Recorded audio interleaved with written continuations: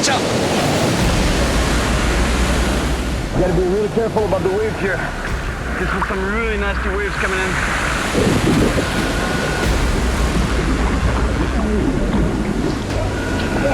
Big one, big one, big one, big one, big one. It's pulling me out. My name is Cyril Choquet, and I'm on a deserted island off the Pacific coast of Panama, looking for Danton, a giant-sized predator armed with serious canines. But fishing here is really tricky, and the worst part is that my crew and I are stranded here for days, without any food. I don't even know if I can catch fish. I mean, if I can't catch a fish, we're screwed. We're gonna have to survive Scorpion. in this hostile environment. A bug just bit me really bad. Does it hurt? Yeah. I'm just scared it's poisonous. Finding fresh water and food is gonna be a real struggle. Man. Oh, here we go. This one. Yeah. Woohoo! And even if I do find what we need for survival, and manage to find this monster, I'll still have to land the beast. Come on!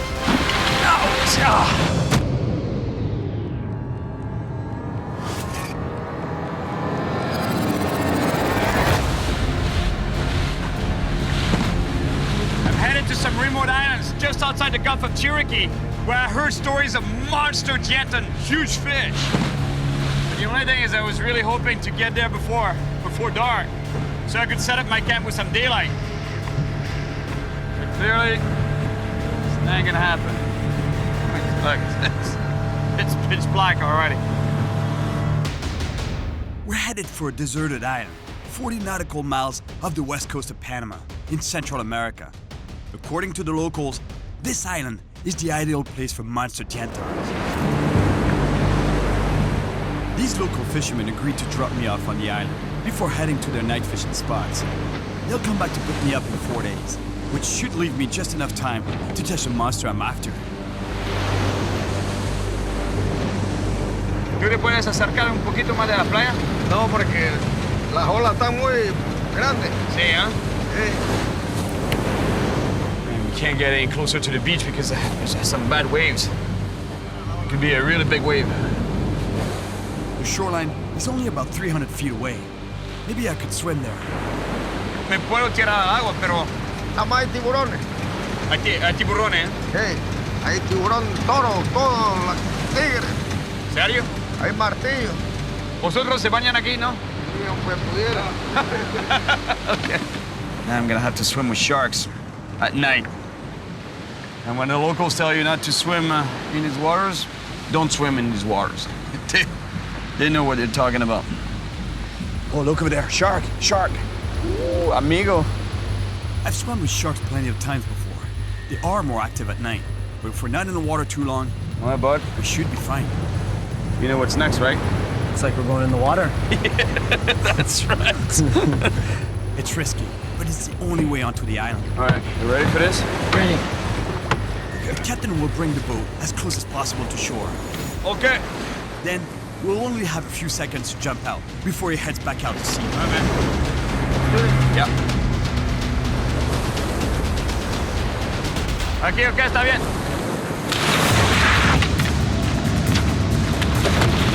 You good?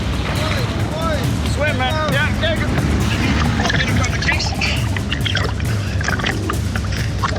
Stick around too long in this water. Is she all right? Good. Good.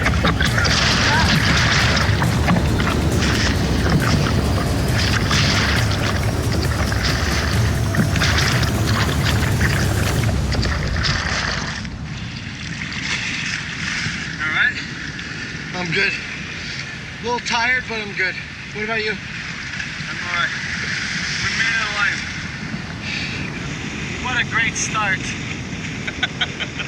What a start. What a way to start a trip. Oh, we made it, man. This is it. Woo!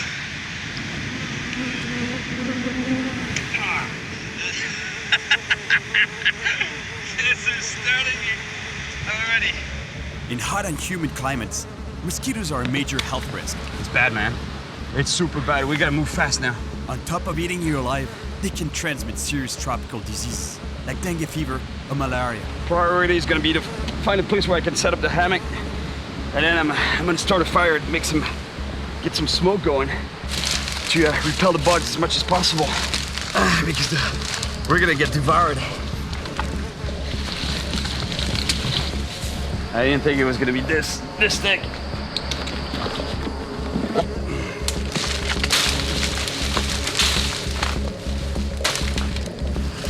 No.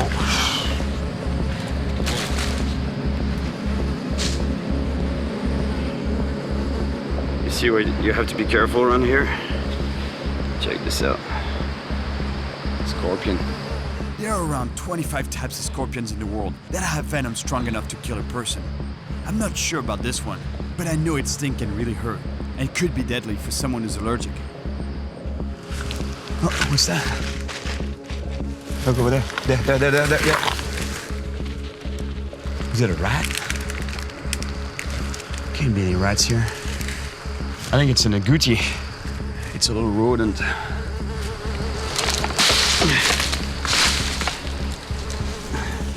Through here is good.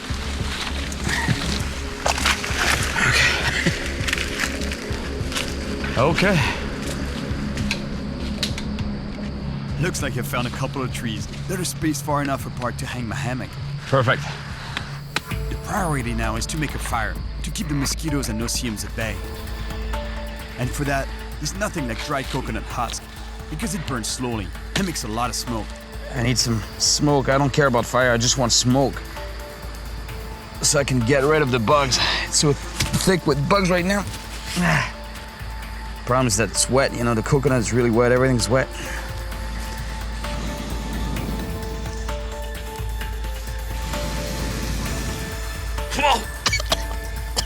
Ah. Well, I wanted smoke. I got smoke. Oh, man. Now, we can finally hang our hammocks and get some rest.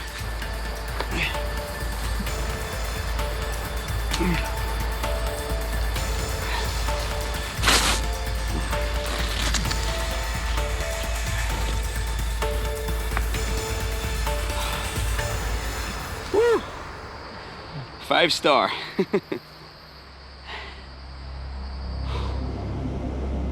A good night's sleep, protected from mosquitoes. And tomorrow, we begin the search for a giant Danton.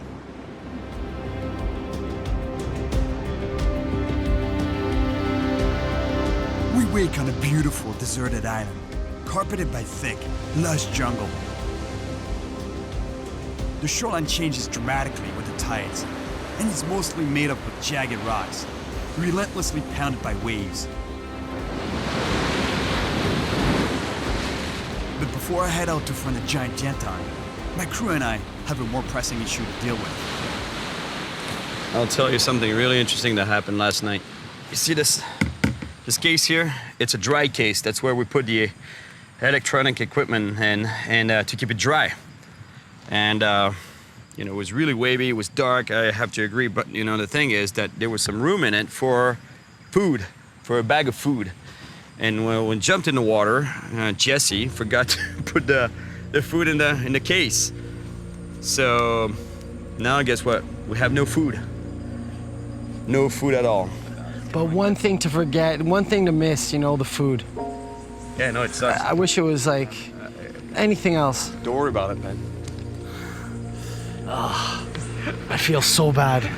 Yeah, seriously, don't. It was chaos on that boat. It was total chaos. That's it. What about you go at least get us some coconuts, and I'm going fishing in the meantime. Yeah, yeah. Sounds fair. Just get us as many as you possibly can, man. Don't worry about it. Okay. We'll eat them, because that's, I don't even know if I can catch fish. I mean, who knows? If I can't catch a fish, we're screwed. I mean, I'm sure there's food like shells. Gotta be animals in this jungle, so figure it out. We'll figure it out. The fishermen won't be back to get us for another 4 days, so we're gonna have to find a way to survive. We have satellite phones in case of a serious accident, but right now, our main concern is to find fresh drinking water. Okay, they'll keep going for a while. My crew and I have no food. We have to survive for 4 days on this remote, deserted island. We have coconuts, which provide some food and hydration. But being high up in the trees, they're dangerous to get. So we need to find a source of fresh water. Oh. Looks like there's water there. Yep, it's a creek. Yep, there's water. It's not much, but it's perfect. Because this island is quite steep and the forest humid and dense, this slow creek will keep providing fresh water. To be safe, we'll boil it to purify it. Now, I have to find some food, and for me, that means fish. There's some really high tides here, which make fishing from shore very difficult.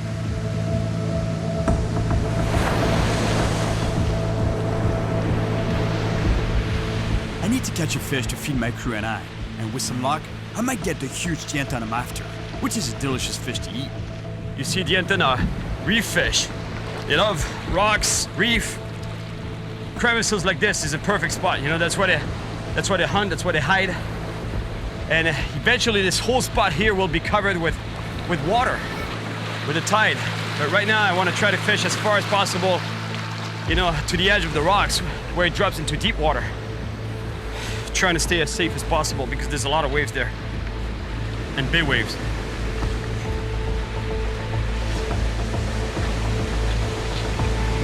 Man, it's a beautiful place here.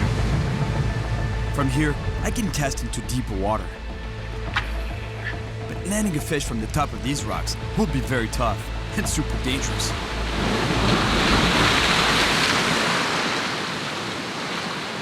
Oh, here we go. Trevallies. Look, yeah, chase it, yeah, chase it. Come on, fish, take it, take it. Yeah. Ah! Oh, look, look, there's another one there. Chase it. Take it. Yeah, yeah, here we go. Ah. It's a good-sized fish. This trevally will provide the protein that my crew and I need. Ah. Come on, fish.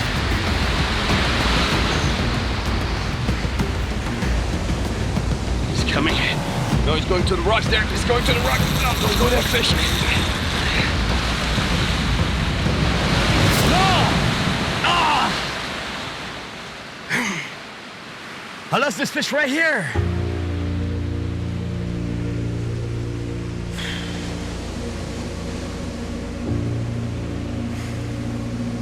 Got off. Big trevally too. Oh, man. At least there's good news. There are fish on the hunt here.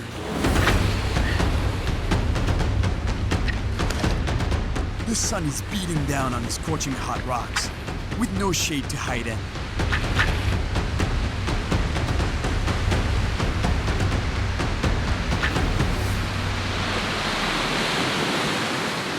After an hour of hard work with nothing to show for it, I have to stop.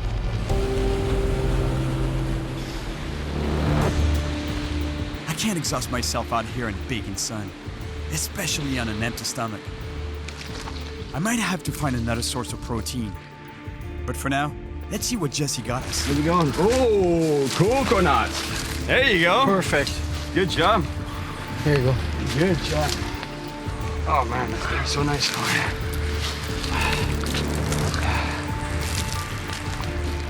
yeah. Good job, man. When you did it, it's perfect. Yeah. Oh yeah, man. Good job. Good job. You're making up for your. It's a start. Your forgotten bag.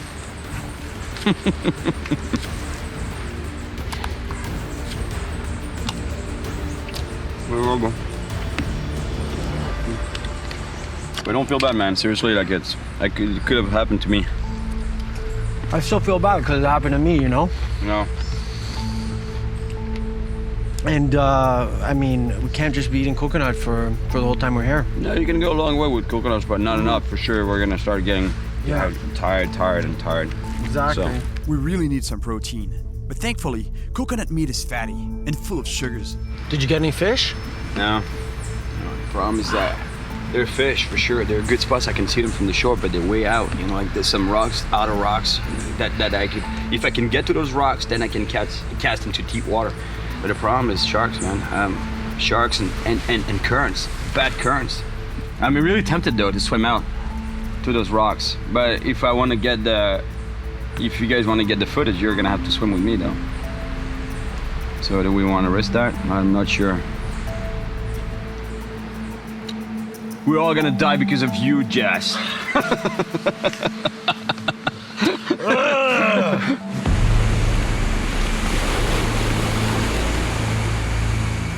It's really hard to fish with a rod and reel here, and I can feel my energy starting to drop. But I have an idea. I'm gonna go see what I can find from the rocks with their harpoon, but I'm not going in the water, no way. Between the sharks, the current, and the big waves, plus I know myself, you know, as soon as I get in the water, I'll want to go further and deeper and deeper, and I don't have a good feeling about it. Plus, you know, in a spot like this, it's so isolated that anything happens, bad news. The harpoon, or pole spear, is a tool I've used in the past to catch bait. It works on a simple principle. There's a powerful elastic attached to the shaft, and when I let it go,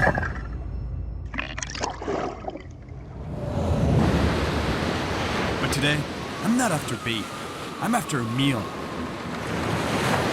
The water's too rough to get in. It's a long shot, but I should be able to reach the fish from the rocks. Need a bit of sun here. That's good. It's coming out again. This is an alright spot, but that rock there would be better, you know. I'd want to go there, and potentially even those rocks there, the deeper rocks, you know. I think it's a pretty safe swim there. It's pretty shallow, so in terms of sharks, it should be fine, but you know, the problem is that when you spend a lot of energy like that, it's versus what you might get as energy from a fish or a prey in general. I don't think it's worth it. So what I'll do is I'll stick around here and wait for the fish to pass by.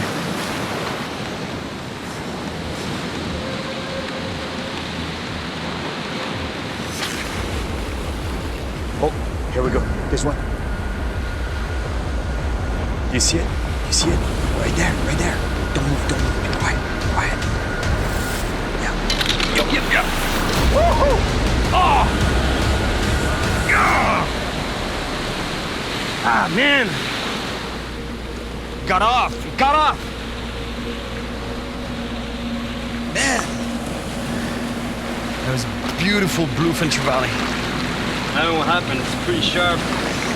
I don't know how it came up. Oh.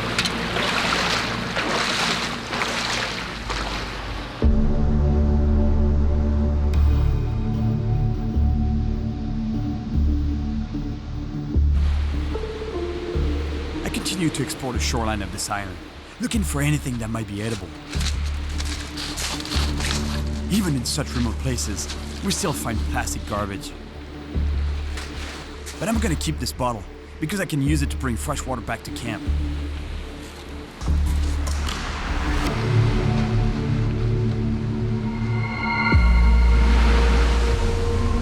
I can tell you that just a few hours ago, I wouldn't have risked getting pounded here by big waves.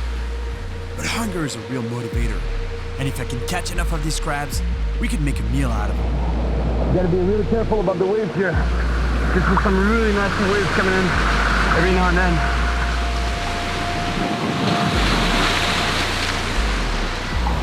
The thing is that the crabs, they live in the wet part of the rocks, so that's where you find them. You kind of have to be here.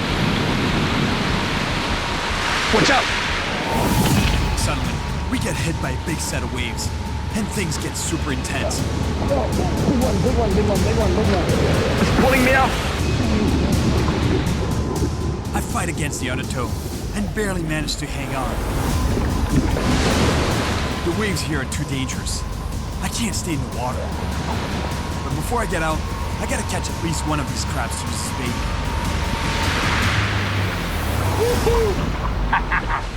It would take dozens of crabs like this one to satisfy our hunger. So I go to plan B. I make a hand line with some stout monofilament so it doesn't get cut off on the rocks.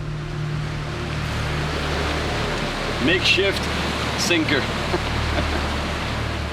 And the plastic bottle comes in handy to wrap my line around. I'm gonna try fishing in the rocks around here. I'd like to go out further, but look. I mean, look at the big waves that are crashing into the rocks. It's too risky, way too risky. Look at that one there. Look at that big wave that's coming in. Look at that. That's a monster. You don't want to get caught by that. Made myself a little hand line here. Hopefully, it'll do just the trick.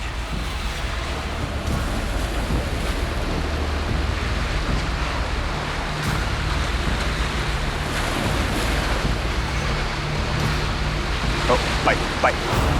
Good.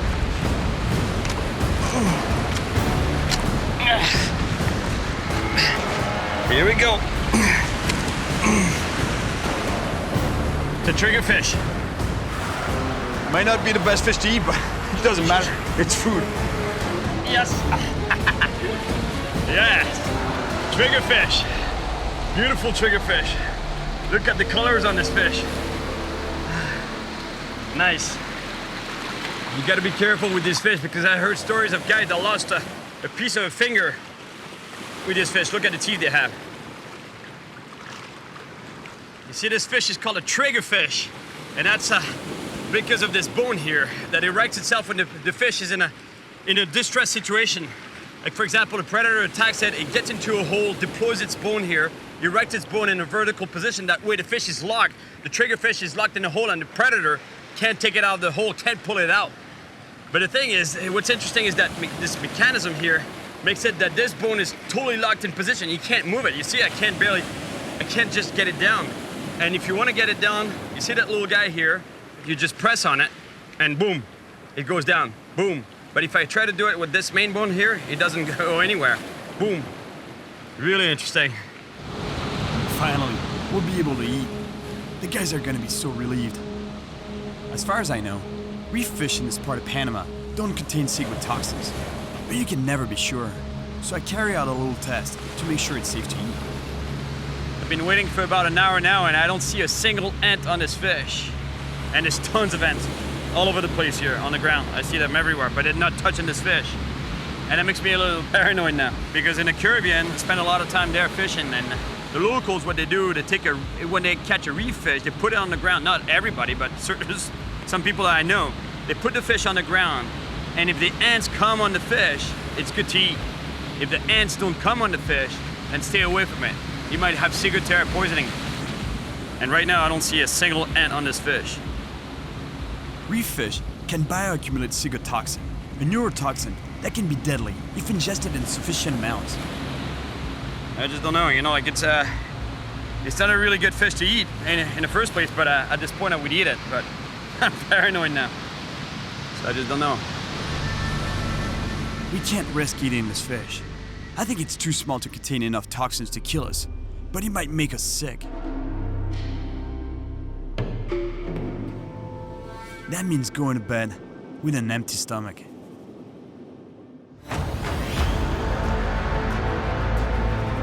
Day 2, and we still haven't found any real food. At least, the tide is low, and I can get to the outer rocks. So with a little luck, I should be able to find us something to eat.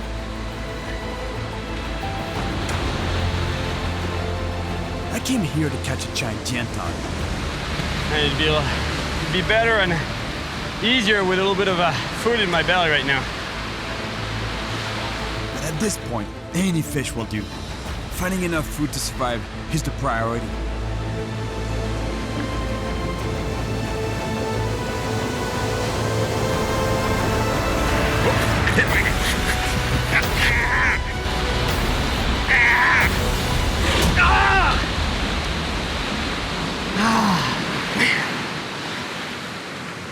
Oh man, that was a big Danton. Broke off. It's gonna be really hard to land a fish without breaking my line on the rocks here. So to improve my odds, I tie on a longer, stouter, 200-pound leader. Pretty good spot there. You see the reef? There's a ledge. It drops into deep water. And what the fish do usually is they go along that edge. It's rocky. It's a nice reef, but the angle's terrible. Or the other option is I go down there, but it's really risky because there's some really big rollers rolling onto the reef there. It's dangerous, but it's the only way I can catch us some food. Just making sure there's not a big set of waves coming in. Okay, time to go.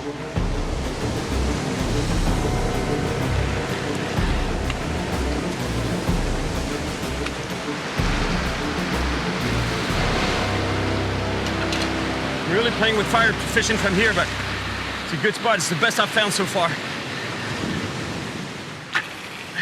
The angle here is much better for making the lure pop. And hopefully, trigger an attack. Yep. Here we go.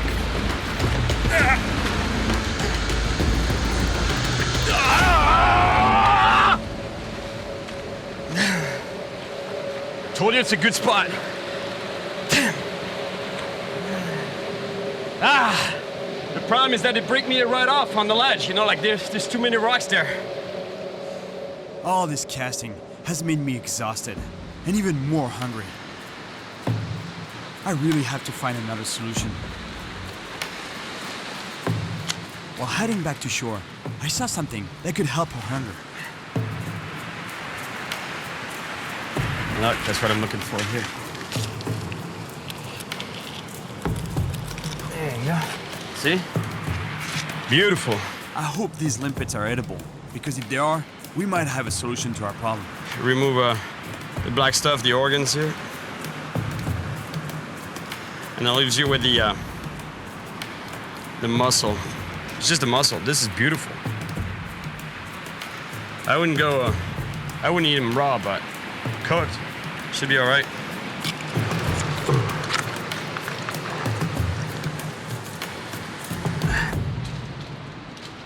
On my way back to camp, I take a shortcut through a section of forest that I haven't explored yet. Oh, my God, look at this. See, I'm on an island in the middle, a remote island in the middle of the Pacific Ocean. And look, that pisses me off when I see this. Because I see it everywhere. This is what happens to our world. This is what we're doing to our world. This is the plastic that gets washed onto the beaches everywhere, every single island, every single place in the world, even the most remote places like here. Pisses me off. Look, it's a dumpster. And those bottles, they float. That's why they get washed to the shore. But think about all the plastic that sinks. Most of the plastic sinks to the bottom of the ocean. So what you're seeing here is just a little percentage of what's out there. Because the ocean floor is polluted with plastic, all sorts of plastic, and we're all responsible, you know? It's not just, you know, like local plastic. Those bottles might have floated from pretty much all corners of the planet. At the end of the day, you know, you're gonna eat that, you know? Like, we're all eating this plastic eventually because the salt, the sun, the wave movement eventually is gonna break it down. But it's not gonna disappear. It's gonna be in the system. It's just in tiny, tiny little particles that the small organisms will eat. And eventually those small organisms will get eaten by small fish, and the small fish will get eaten by the bigger fish. And you know what? It's gonna end up on your plane, in your system. You're gonna eat this plastic eventually. And there's not much we can do, you know? We just gotta stop consuming plastic altogether. That's the only thing we can do. Pisses me off. Pisses me off.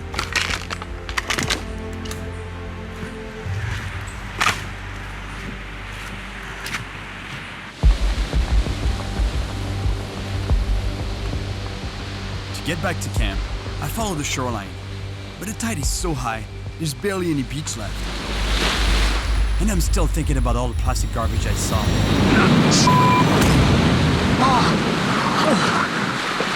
Close call. You gotta be careful. It just goes to show that you always have to keep your head on the swivel out here. I don't think these shells are toxic, but I'm still gonna make sure they're well cooked. And before my crew eats them, I'm gonna test them myself. It might stick to the pen a little bit. I don't even have oil. Oh my God. They might not look super tasty, but if they don't make me sick, At least we'll know we can survive on them for a few days.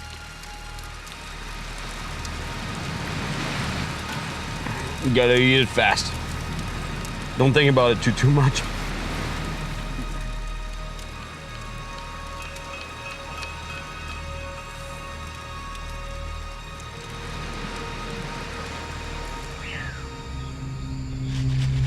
I hear something. There's something out there.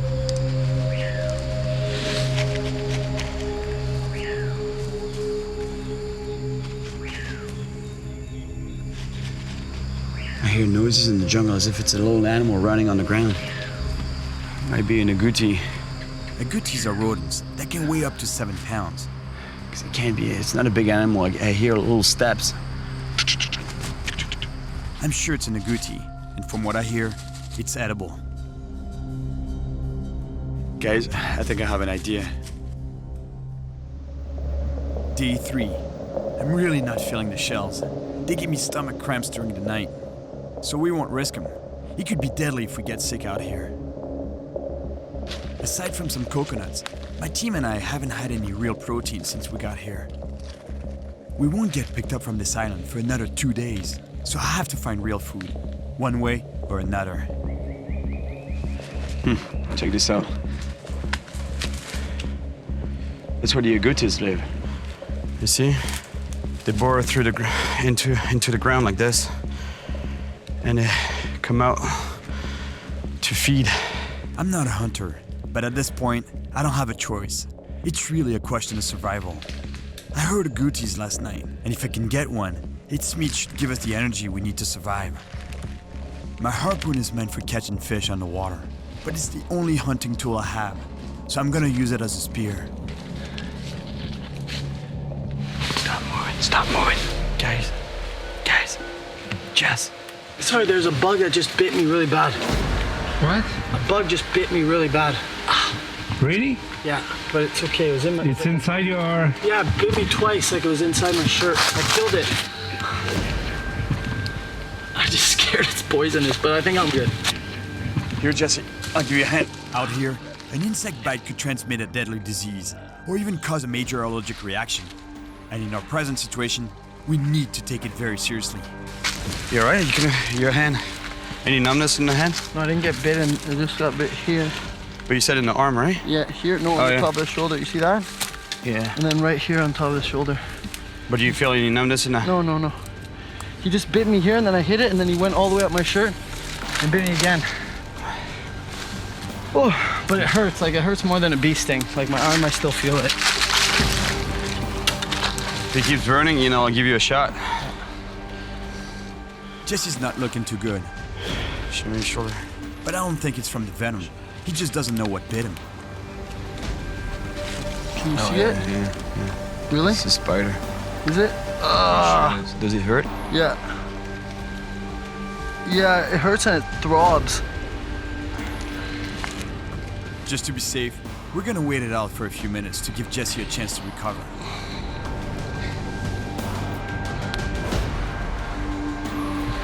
Do you want to go back to the camp? No. You want to lay down here, or you good? Yeah. Tough, man. You're really tough, man. Anyways, now it's a little better. I mean, just, you never know what's gonna bite you in the jungle, so you automatically get a little worried, Yeah. No, let's go. All right. I'm good. Let's keep. So anyway, yeah, the only thing I'm telling you guys, is try to be as stealthy as possible, okay? Yep. Because otherwise, we're not gonna eat. It's just as simple as that. Oh. Unless you want to eat some spiders. There's plenty of those.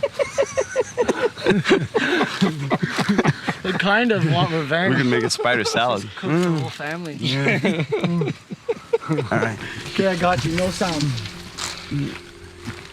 All right.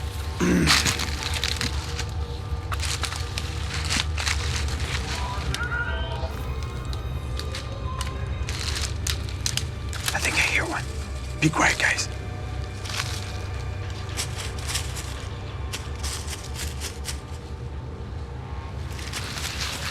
Okay, I just saw it. Over there. Just behind that tree. Make sure you don't step on the leaves. Just step on the roots. as much as possible.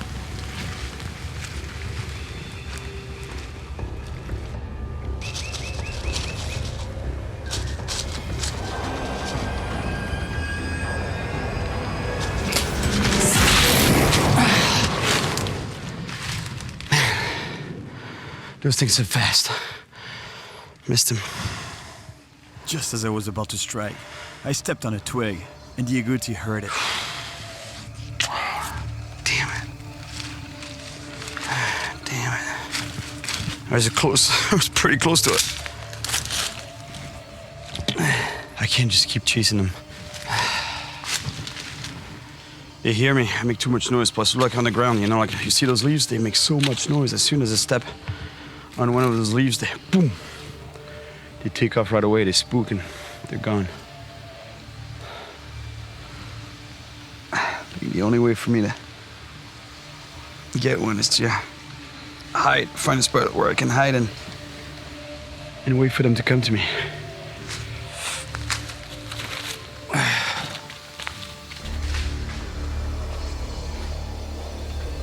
I think the best strategy is to hide behind a tree near the rodent's den. It has to come out eventually. Zero energy. I'm running on fumes right now. So is my crew.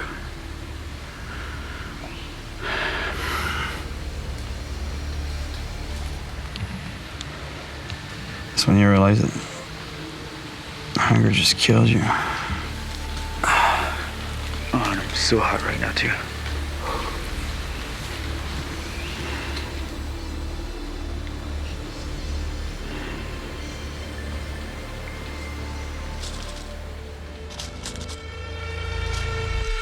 That's exactly the noise I was waiting to hear.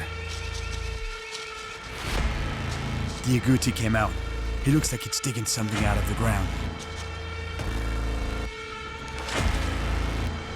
I really can't afford to miss. We need to eat. Yeah, got it, guys, got it. Oh.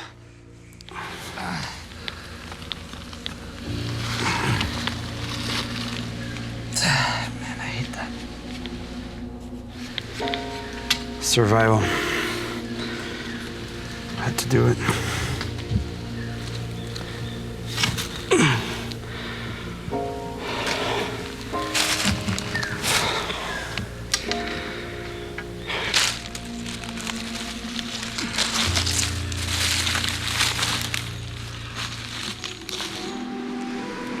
A lot of effort for a meal, but there's lots of protein in there. I can tell you that. Actually, thank you, nature. Thank you, Aguti. Oh, man, I'm so hungry. I just want to bite right in it. Looks pretty good. Looks delicious, actually. While it finishes cooking, I make a plate out of a palm leaf.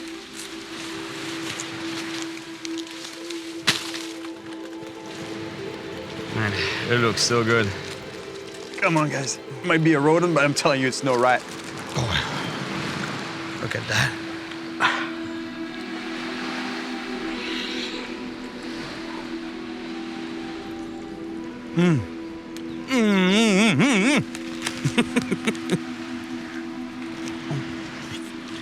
Guys, Jess. Thank you. No, I see you salivating there. Drooling. No, seriously. Tastes like chicken. I think we can get a couple of meals out of this. We're gonna keep some, so we can last a couple of days. Oh, Chris, you have no idea what you're missing. Thanks.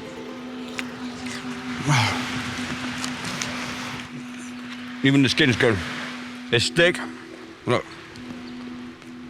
But it's perfect. We're doing much better. We filled up on protein, and that means energy. Now, it's time for the monster Danton I came here for.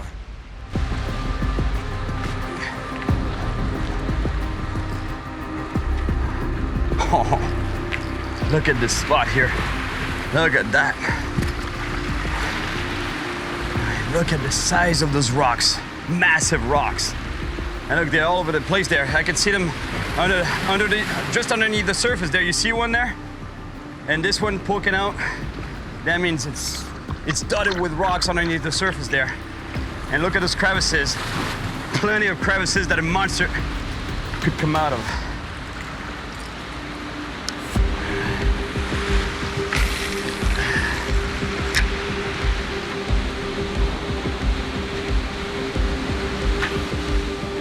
I gotta be really careful fishing from these rocks here, because I'm telling you, dude, these fish are so powerful. When the attack is so violent, they pull so much, it's just unreal. I'm telling you, they can literally rip me right off those rocks into here.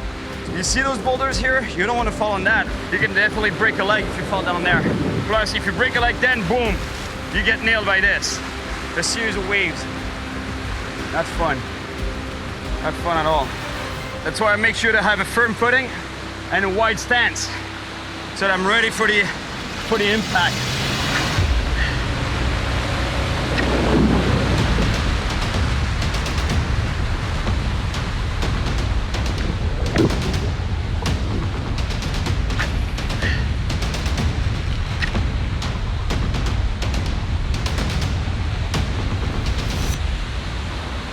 Big fish, big fish.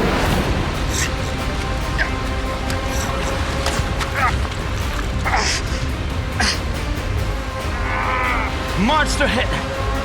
Huge hit. I've got to pull really hard before the fish gets a chance to get into a hole and break me off. Slippery. Come on!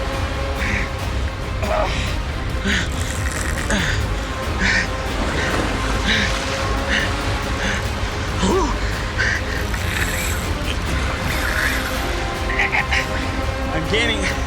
He's out of the rocks. He's coming up. Oh yeah, here it is! Here it is!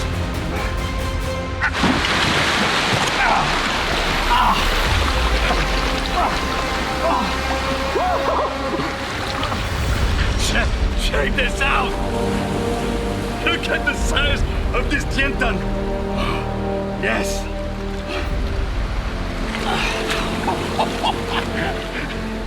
Unreal. I mean, this in Spanish, this fish is called Danton, which literally means big teeth. I think it's pretty obvious why.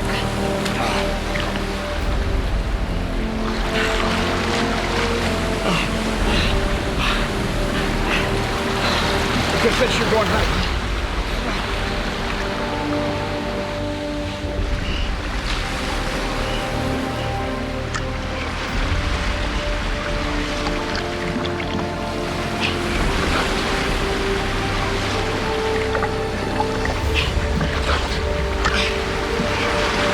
Grab my head.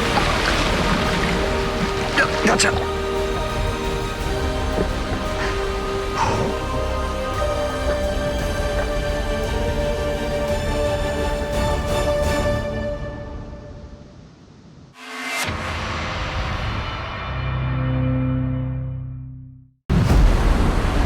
Gotta get this fish in before the sharks come. That's it. It's a big black Uruati. The sharks are on it. Oh no! Oh no! They're ripping it apart. Watch out, guys. Watch out. Get out of the water. Get back, guys, get back. Oh my God, look at that. Look at that. Look how many sharks are here. My name is Cyril Choquet, and I spend my life traveling the world, chasing monster fish. Careful, careful. It's gonna jump. This time, I'm in French Polynesia, on a mission to help scientists study the health of reef predators. The original plan was to catch a huge, legendary carangidae, known to the locals as the Black Uruati. But I wasn't ready for what was waiting for me below the surface. More sharks than I've ever seen before. Oh my God. Why are there so many? I don't know, I'm gonna be able to catch a fish around here. It's so many sharks. Careful, Cyril! Why are they so aggressive? Let it go! And why can't I find the reef predator I'm after? The extreme danger zone. Could all these questions be related? That's exactly what marine biologist and shark expert Jody Rummer wants to find out. Everything is interconnected. Beautiful. I love sharks. But how am I gonna complete this research mission? Jody wants me to find and study the other predators here. If I can. Oh, look at the shark behind it. Oh no, poor fish, poor fish. Finding a massive variety here would be a good sign that the reef is healthy. But at every turn, it's the sharks that are waiting. I've never seen so many sharks in my life.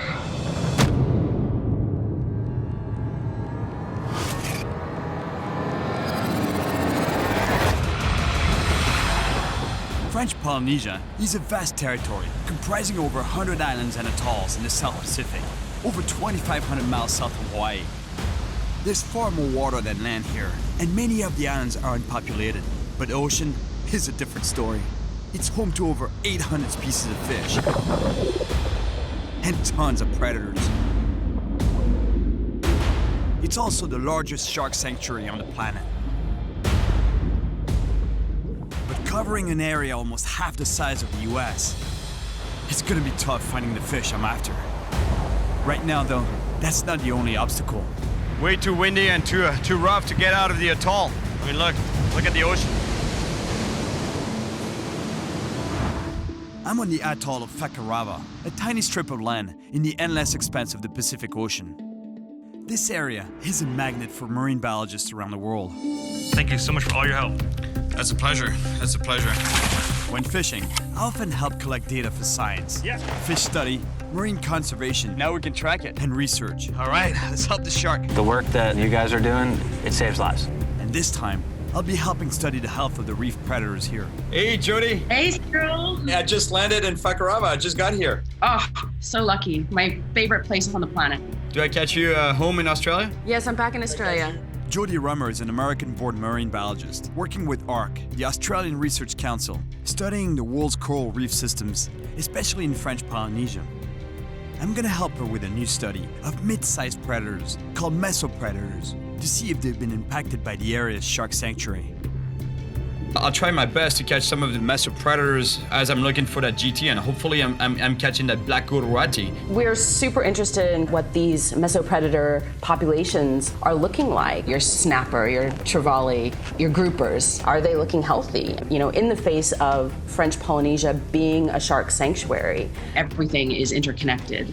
If the reef is healthy, what you'd hope to see is a lot of those middle predators and large sizes as well. I was here 10 years ago, and already the shark population was tremendous to me. Like it was very impressive, and I'm pretty sure I'm gonna get exposed to a lot of sharks. I hope so. So I'd really like to know what the sharks are looking like as well. I'm hoping I call you back in a couple of days with some good results. Oh, I'm super excited to get this research going, so I hope you get some good results as well. All right, talk to you in a couple of days. Okay, see you soon.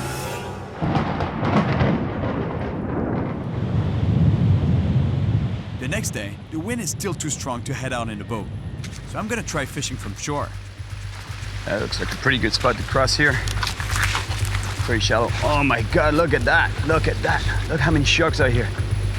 Look. Check this out. This is unreal. It's nice to see this many sharks. Jody wants me to catch any mid-sized predatory fish that isn't a shark, and the black Gururati is the one I really want.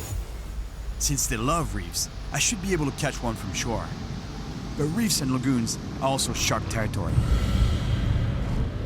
I don't want to catch or bother sharks, but to get where I'm going, I have to cross this lagoon. Check this out. Check this out. They're super curious. Those are blacktip reef sharks. Out of all sharks, they are one of the least aggressive species, but you know, they're really curious. They come and check you out right away. Look what I'm saying. Look. See? They're charging me right away.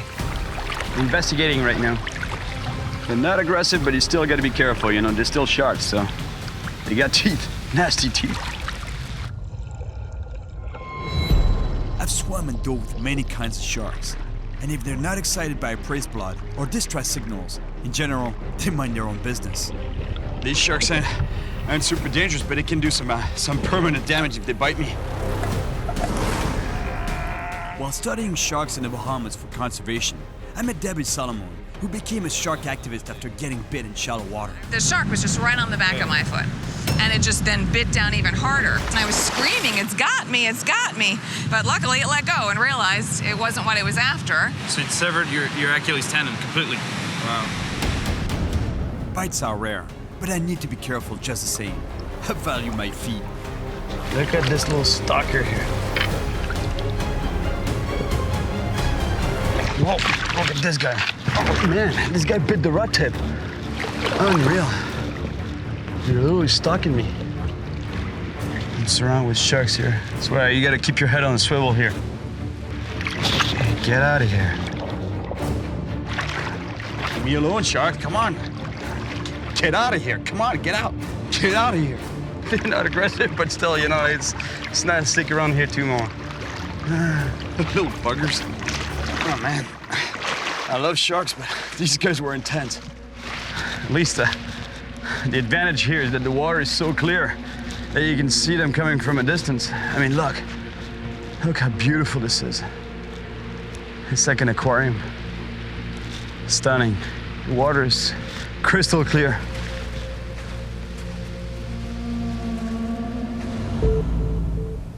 The reason why there are so many sharks in these waters is that in 2012, the world's biggest shark sanctuary was created around the islands of French Polynesia, exactly where I am now. Almost 3 million square miles of ocean. It's half the size of Canada. Sharks are protected here, and from what I just saw, they're doing really well. But is it like this everywhere? I guess I'll find out soon enough. I arrive at a spot that seems really good for big variety. Very close to shore is a reef, and past that, the dark blue water, where it drops straight down into the abyss of the Pacific Ocean, where all kinds of predators hunt. Here, the only place to cast from is right where the waves break on the rocks. You see, the challenge here is that in order to put the lure where the big fish are, I need to cast really far from the shore. Because you see the green water here near shore, it's not deep enough water for the big fish to be there. They're gonna be swimming right where the green water meets the deep blue water over there. It's a wall, it drops straight down into really deep water, all the way to 300 feet. And the big fish, they patrol along that ledge looking for food.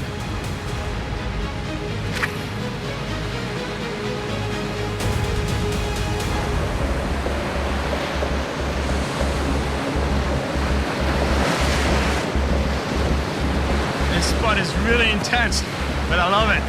Oh, big roller coming in.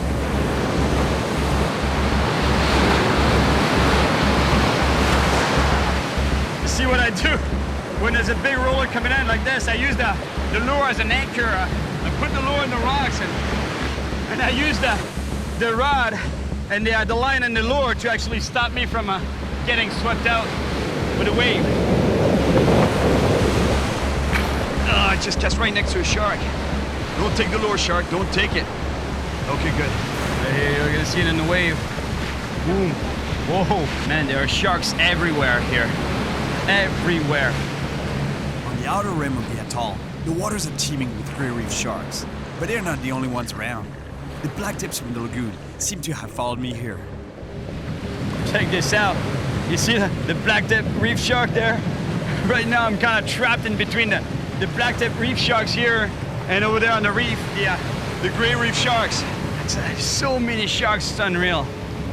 Unreal. Oh man, there's another one there. See that? Look. Incredible.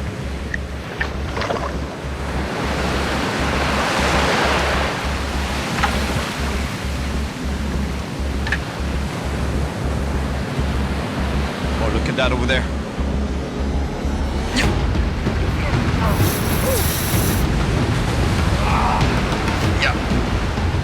Oh no, he went around a rock or something. The fish must have dived into a hole, and now my line is stuck. Must be a grouper because he went straight into a hole, so I'm trying to let him swim out of the hole. Groupers are one of the middle predators that Jody wants for the study. But right now, all I can do is keep tension on the line to prevent the fish from shaking the hook loose. You see, that's also the challenge with this kind of fishing, is that there's so many rocks and holes that the fish can hide in. Makes it really tough to land them. Okay. I lost the fish, but I got the lure back at least. Taking the leader. It's actually all right. There was a nice grouper. He would have been a great fish to add to Jody's study of meadow predators. But at least I know they're here. And hopefully, there's a black Aguti around.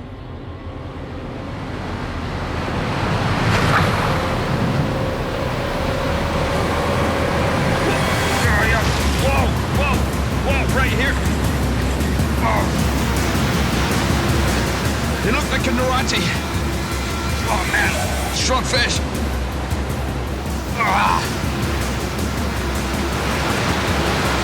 Like the bluefin. Oh, the shark's on it. The shark's on it. Gotta land this fish quick.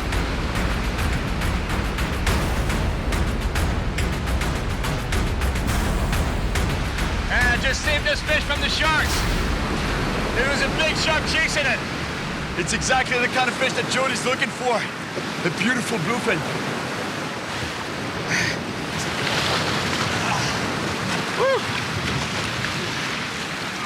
Yes! Beautiful fish. It's the same family as what I'm looking for. It's a trevally, but it's a bluefin trevally. I mean, look at the colors on this fish. It's just stunning. The mix of purple, blue, iridescent blue, mixed with green. Oh, God, what a splendid animal. He might not be the Aguti I'm looking for, but it's a mesopredator, so we'll take a picture for Jody. I'm kind of afraid for the fish. I don't really want to let it go right now because there's so many sharks on the hunt out there. When the coast is clear, it's time to release this bluefin. All right, good luck. Man, it's a fierce environment. We say the environment is rough in the jungle, but out there in the sea, there's no mercy.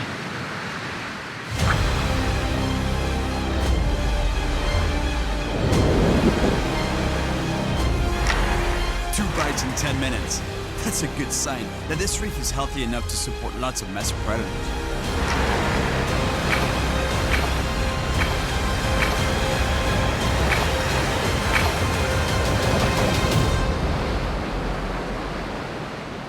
I keep at it for another hour, but no more bites. Yeah, I think I know why I'm not getting any action anymore.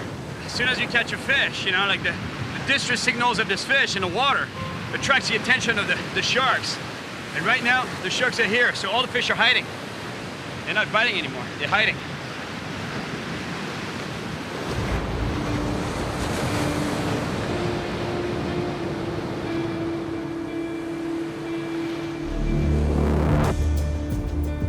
It's a true paradise here. The lagoon inside the atoll is beautiful, and the waters are crystal clear. I fished until late yesterday, so I camped out by the side of the lagoon, right next to my blacktip friends. They're just very inquisitive. They come close, they come and check you out. Maybe I probably smell like fish.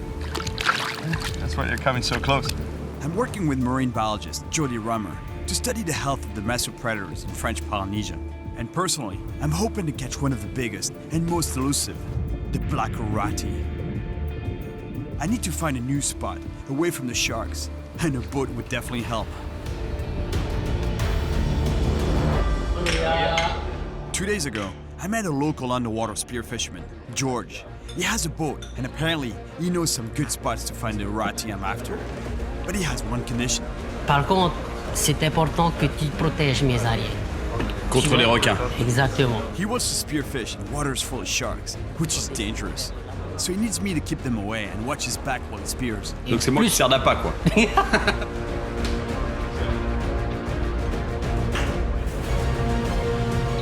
We head out towards the pass, a natural channel between the ocean and the lagoon, to see if I can find big mesopredators for Jody's study. If I can, that's a sign that the reefs are healthy enough to support them. But as part of the deal, before I try my luck with the Aguti, I have to help George catch some fish to provide for his family. Bon, on va se baigner? On va à la pêche sous-marine. Exact. Spearfishing is a very selective way of harvesting fish. The spearfisherman can choose and target the exact fish he wants. But on the other hand, he can be very dangerous. And several people get bit by sharks each year. In Florida, I met ex-US soldier Karl Sankowitz, a spear fisherman who was targeting cobia that were swimming with bull sharks. It's a day he'll never forget. Probably 8 to 10 sharks around us. And then I took one of the cobia that was with him. The sharks will also eat the cobia. Once you shoot a cob, the game changes. As I'm coming to the surface, I see out of the corner of my eye that there's a shark coming from behind me. I put my arm up and he took my whole elbow in his mouth.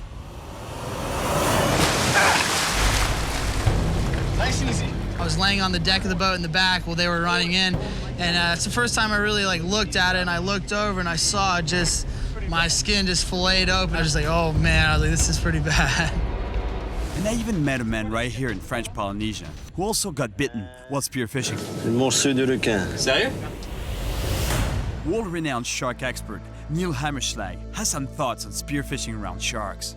Sharks are predators, and so you definitely have to respect when you're in the water with them. They've got the weaponry in terms of teeth, size, and power to hurt people if they wanted to.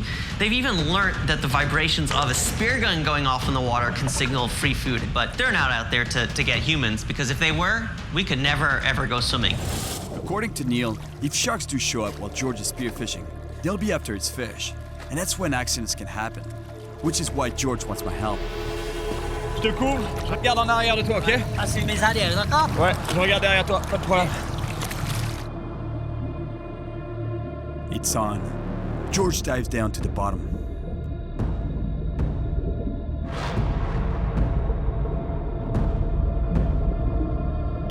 He tries to be as stealthy as possible, because the parrotfish he's looking for might be delicious, but as skittish and hard to catch.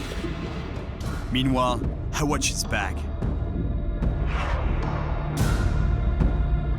Yeah, because the thing is, well, he's so focused on his hunt that he can't see what's behind him. So I gotta watch for the sharks. Because George and other spear fishermen come here a lot, the fish tend to hide deeper and deeper. So to find them, we have to push our search down to about 30 feet. If I see sharks, I use my pole to keep them at bay. Finally, a school of parrotfish, exactly what George is after. And while I continue to watch his back, he lines up his first shot.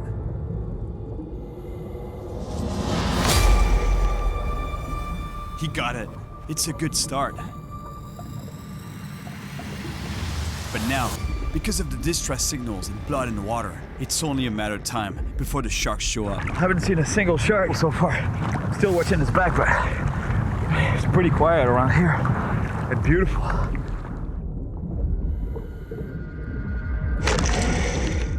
Bullseye number 2.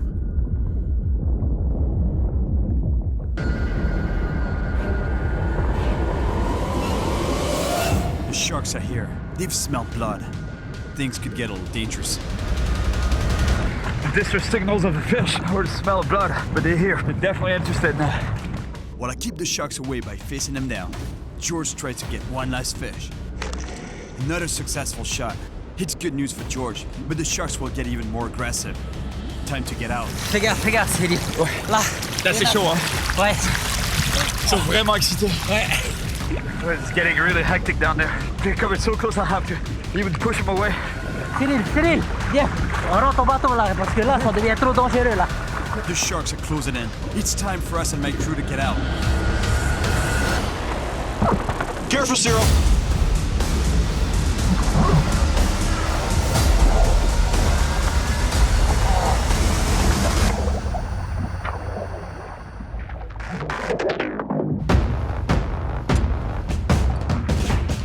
George got the fish he wanted. So now, we can go after the middle predators I need for my research and hopefully find a huge rati. For that, he knows a place near the edge of a deep drop-off. All right, here we go. Curieux de savoir combien il y a de fond ici. 100 mètres, 200 mètres? 200 et 400 mètres. Ah, carrément, hein? This seems like a great place to find large predatory fish. But maybe not the ones I'm after. Ooh, ooh. Shark. There's 2 sharks behind my lure. Look. Look, he's coming. He's looking. Whoa. That's a good thing, because I really don't want to catch him. I'm gonna be able to catch a fish around here. There's so many sharks. Whoa, shark. Whoa, shark. I reel in quickly so they don't have time to attack my lure. I don't want to catch a shark. Man, I'm telling you, the whole idea of the popper is that it makes a lot of distress signals on the surface. It makes a lot of pops, sounds, noise. That's a sign that something's going on the surface. So they come and investigate. They don't really know what it is, but if there's noise on the surface, it might very well be a prey in distress, something they can eat. That's why they come chasing it. It attracts, obviously, the fish I'm looking for. But any kind of predator will be attracted. And sharks, obviously. Oh my God, look at the number of fish here. My popper has attracted the entire neighborhood. That's a lot of boar snappers. There are many kinds of snappers around the world. All are predators, and I've got some huge ones before. The African Kubera snapper. With all these predators around, it looks like right here, the food chain and the environment are pretty healthy. So hopefully, that means there should be Aratis around. Someone. It's a smaller Arati, but it gets devoured by a shark right away. Oh, the shark's on now. Yes, got off the hook. Trying to bring the popper as fast as possible. Oh, that was close. Oh man, look at all these sharks. It's unreal. C'est infesté de requins. I've seen quite a few mesopredators so far, and it's great to see such a healthy shark population. But how am I gonna land a fish? Quand ils sont en frénésie, ils perdent complètement la boule. Hein. Ils mordent n'importe quoi à ce moment.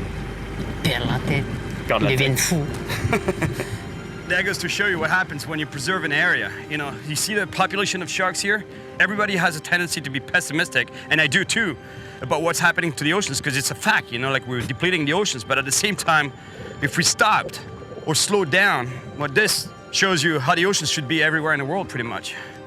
So with a collective effort, we can still change things. It's a good sign that the sharks are doing well. But I can't help but wonder if the same can be said for the other middle predators here. To escape the sharks, we move to a new spot and find dolphins that seem to be onto some bait fish. So we follow them. Feeding birds mean that the bait fish are being pushed to the surface by the dolphins and predatory fish below. I'm gonna try with a jig here. We're over a reef, and there should be the mesopredators we're after, and hopefully big Arati. Trolling with a jig. Technically, you're not supposed to do that with a jig, but you know what? It works. That's looking really nice. That's what I'm looking for. You know, like this is really congregated. There's gotta be somebody home. There's gotta be a predator around. Yeah. All right, here we go. I told you it worked. Maybe the big black Arati. I've got a nice fish on the line, but its erratic movements attract attention. C'est un requin qui rôde là. Oh no, there's a big shark behind it. The fish on my line is big. I can't get it in fast enough. Oh no, the shark's got it. The shark's eating it. Yes. Un autre requin encore? Non. I'm not sure what kind of fish I had on, but this shark ate it. That might have been a big Arati.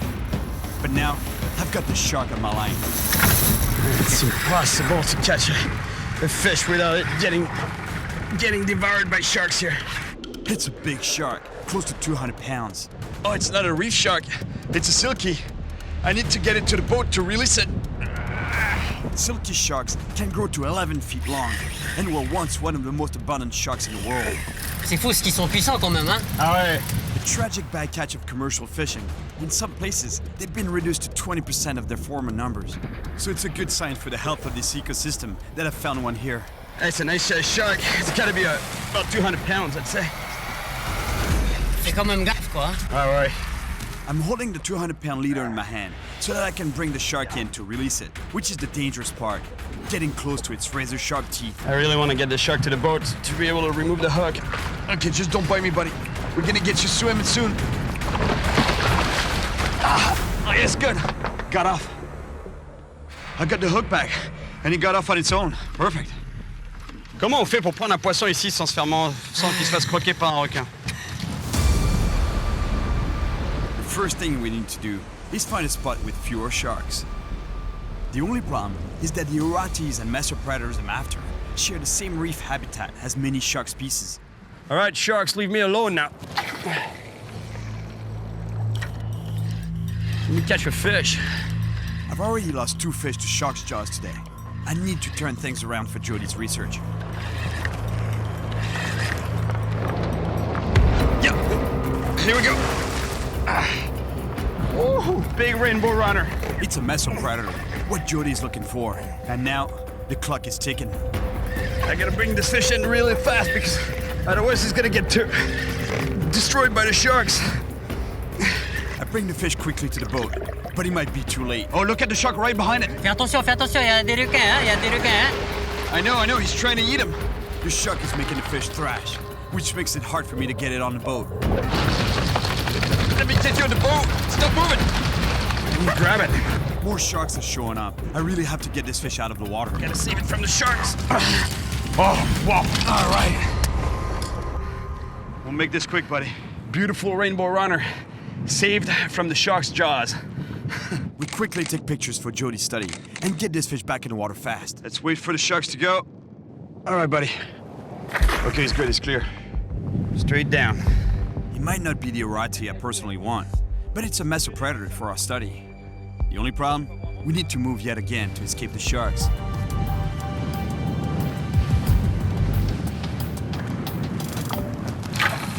It's getting late, and I'm running out of time to catch a bigger Aguti.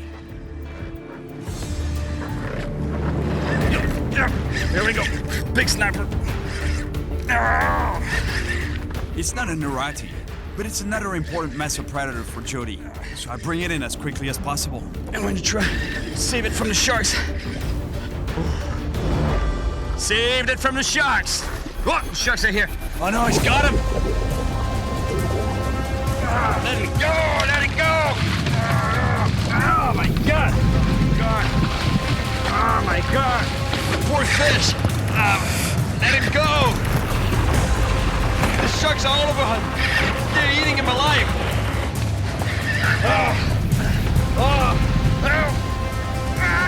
Let it go. I need him. They're devouring him. Oh my God. Oh my God. Attention, ne tombe pas à l'eau. Attention à tes mains.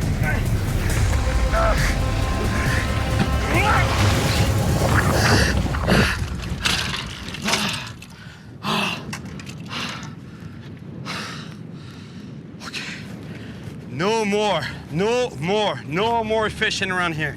No more. Poor thing. Unbelievable the way they devoured this fish. They were gonna jump on the boat. This board snapper is a mesopredator, so we still take pictures for Jody's study. She'll be able to estimate its size. Georges, ça sert à rien, ça sert à rien. Regarde, c'est une mer de requins, c'est une mer de requins. Extreme danger zone. There's no point in keep fishing around here. I don't know how I'm gonna find an Aguti or catch enough mesopredators for Jody's research. The sharks own this place. Jody? Hey, Cyril. You've got a big smile on your face. Yeah, I got a big smile on my face, but you know, I guess it's good, but it's good and bad, or maybe there's just all good. I've never seen that many sharks in my life. Almost impossible to catch fish. As soon as I get a fish on the line, boom, the sharks, they devour it, or all the other fish hide. So basically, I haven't caught much. I've caught a bluefin trevally and a rainbow runner, and I had a beautiful bird snapper on the line, but it got devoured and turned into a massive feeding frenzy. Let it go! So what does that tell you? I think that's super positive for the ecosystem that you're seeing so many sharks, and it seems like the balance of the ecosystem is in really good shape. They've got a lot of food, and if it seems like you've got a lot of active populations of sharks. But I think we might need to get you underwater. Yeah, I love to dive, you know, like I'm a diver. I'm telling you, you don't want to be caught underwater when the feeding frenzy that I saw on the surface today is happening. I'm telling you, like it's just unreal. There's a lot of sharks. So yeah, if I get back to the surface alive from this dive, I'll give you another call in a couple of days. Jody wants me to do a transect UVC, or underwater visual consensus. That means diving down to log the fish we found on the reef by capturing them on camera. I've been in the water with sharks many times before while helping scientists do research, including reef sharks. Great hammerheads. Look at the size of that thing. And a massive tiger shark that I helped catch and study with the founder of the Shark Lab, Dr. Samuel Gruber. Damn big shark. 3.7 meters. I've never gotten close to a shark this big my entire life. And which I had to help release and swim away. A truly amazing moment. This time, I won't be around just 1 or 2 sharks. I'll be around dozens. Reef sharks don't usually attack people, but I still need to be careful, especially if there's a feeding frenzy and blood in the water. A friend of mine, Mike Beach, knows that better than anyone. When he bit my calf, I reached down and I put my hands around his jaw and I impaled my fingers on the shark's jaw. Before Mike became a professor at the University of Miami, he used to feed sharks for a shark tour. And we could see we have all the passengers sitting in a circle, and I would feed the sharks. But on this occasion, there was one shark who was just a little rogue, if you like, and I was aware of it, but not enough to actually stop what we were doing. Oh, is that the attack? That's it. No, I lost almost a half of my entire blood count. Despite the bite, Mike has never blamed the shark. I was the alien who descended into the world of the shark and began to feed him, and I got bitten this time. Today, I'm gonna be the alien in the shark's world, but at least I won't be feeding them. When there's blood in the water, things can take a turn for the worse. Here we go.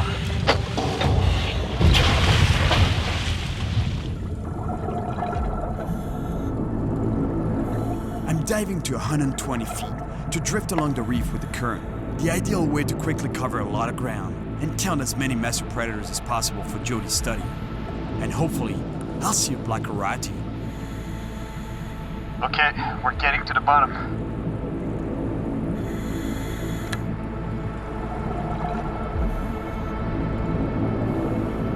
I already have company. Look how many fish there are. It's a good sign. The biomass on this reef is looking healthy, but aside from a few sharks, I only see smaller animals. Our cameraman films them for the Transect UVC, while I search for bigger predators. I don't see any Aguti yet. There are sharks around, but not as many as I expected. And so far, they look pretty small. Hey, little white tip. And then, we spot our first larger mesopredators. 2 giant wrasses. Amazing. There are all sorts of fish here. Small ones, medium ones, but I haven't seen any large mesopredators or Agutis yet. I don't know if there's any lack of food, because there seems to be enough prey. This will need to be studied a lot more closely. Look at that. It's a parrotfish. These fish feed on coral, and their excrement creates sand that ultimately makes up part of the world's beaches. If the predators disappear, it's a coral that will directly be affected. The tide shifts, and the current begins taking me out to sea.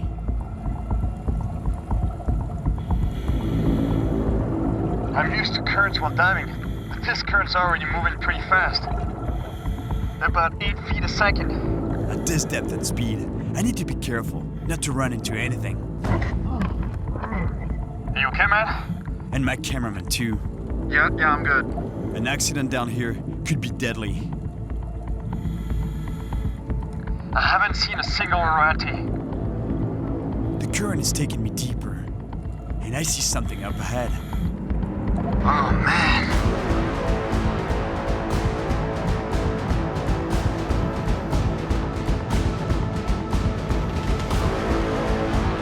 This is incredible.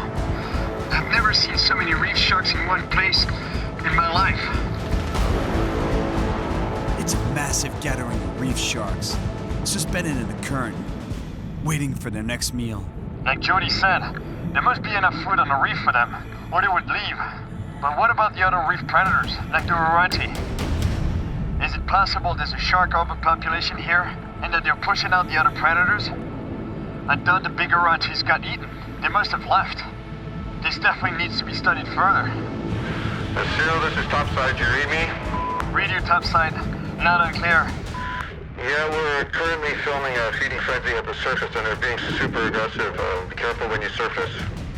Okay, roger that, topside. All those sharks that were calm just 5 minutes ago are now on the hunt and super aggressive.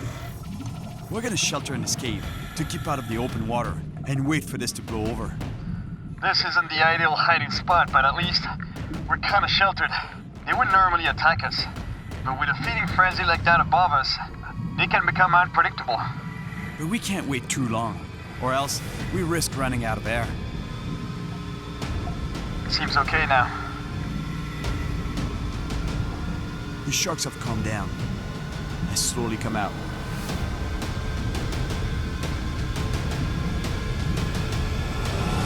Wow, that's a big reef shark. All right, it's calm. We can safely surface now. But just to be extra safe, I put a little distance between me and the sharks before I surface. Cyril the topside. Cyril the topside. We're surfacing. About 200 feet off target. Okay, copy that. On our way. That was an amazing dive, and we collected a lot of data for Jody's study. But I didn't see many large massive predators, and no monster black Agutis.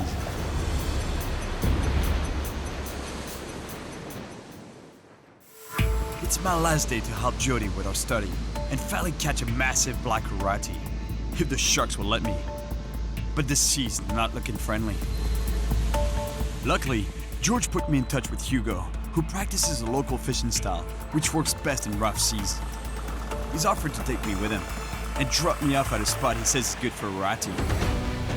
The only problem, he can't guarantee there won't be many sharks. Man, I'm really excited to be on this boat. I've wanted to see this type of fishing for a long time. It's really epic, I'm telling you. Wait until you see what he's doing. It's intense. Hugo chases mai, or dorado. They are massive predators, living on the surface of the open ocean. But even if they're not reef species, if we see any, it's another good sign that the ecosystem here is healthy. It would be good for the locals too, because they love to eat them. Hugo uses a harpoon, thrown from the cockpit of his Polynesian boat, which is small, but super agile in big waves. Le temps, il est avec nous là, il y a du vent, du soleil. Normalement, il va rester en surface là. We scan the waves on the lookout for signs of mai. Yeah, there! C'est bon. Non, non, les mains. Ouais. The chase is on. It's really a game of cat and mouse.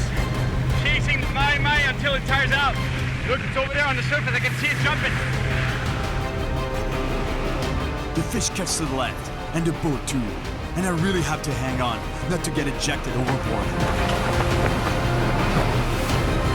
Yeah, there. Go, là-bas. Regarde.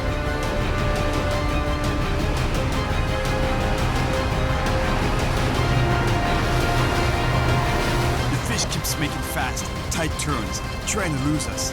And Hugo pushes his boat to the limit, just to keep up. And slowly but surely, he closes the gap.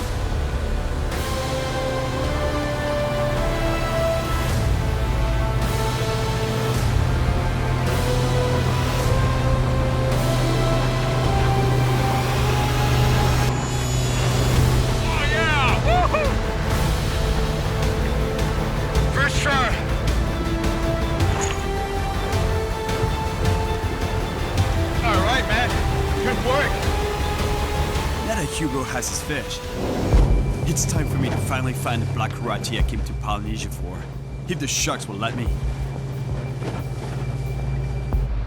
Because of the wind and waves, his fishing spot is only accessible from shore. Ah, c'est parfait ici. Tu m'amènes à la plage, quoi. C'est ça? Voilà, à la plage. But according to Hugo, there are huge Agoutis there. Ciao, Ben. Ciao. Merci beaucoup. Merci de m'avoir déposé au paradis. It's beautiful here on the lagoon side, but the monster fish I'm after are on the ocean side, which gets hit by a lot more wind and huge waves. According to Jody, if I find a big Aguti, it'll say a lot about the environment here. If the reef is healthy, what you'd hope to see is a lot of those middle predators and large sizes as well. It looks like a really good spot for large predators. The ocean currents mix with those of the lagoon and create ideal hunting grounds for Agutis.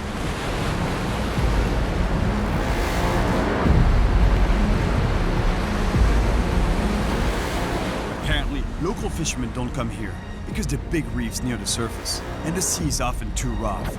So there should be some big fish around. I leave tomorrow and only have a short time to fish here before Hugo has to take me back. So this is my last shot at an Aguti.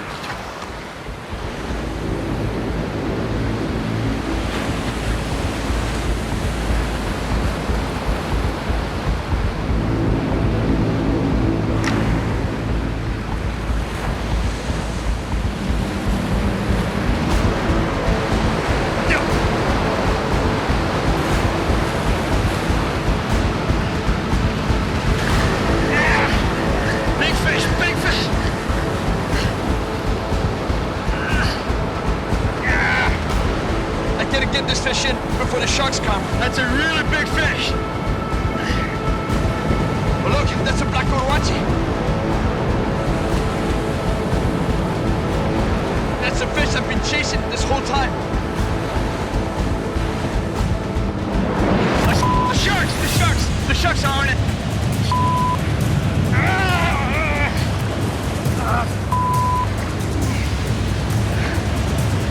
Not again!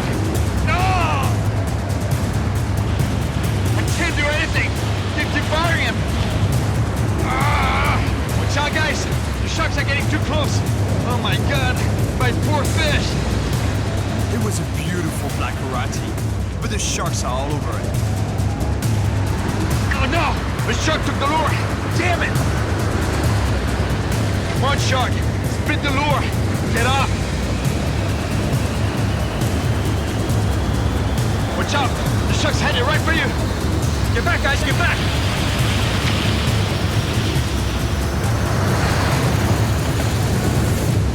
Okay, good. You got off. Did you see what happened? I was fighting the fish. I had the fish I wanted on the line, and they devoured it right there in 3 feet of water. They ate the entire fish all the way to the point that he actually got hooked on the lure. Then they took the lure. And then the shark came all the way here on shore because it was chased by another shark, took off over there, freaking out, and I broke my lure. There was another treble hook right here. Can you believe it? Unreal. Oh man, poor Aguti. Hey Jody, I had the black Aguti, I had it. That's fantastic. Only for a few moments though. The sharks took it away from me. But right at my feet. I was so disappointed because I had this fish. I wanted to hold it in my hands and I wanted to show you. They're there. You know? Oh, that is great news. Healthy ecosystems, healthy coral reefs need healthy predators and vice versa. So this is a great sign that the ecosystem is in good shape. It is. And I think French Polynesia is doing.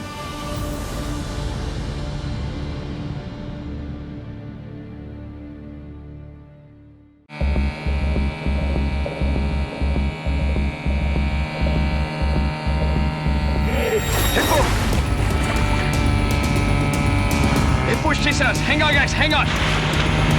Go, man, go, faster. Hang on. My name is Cyril Choquet.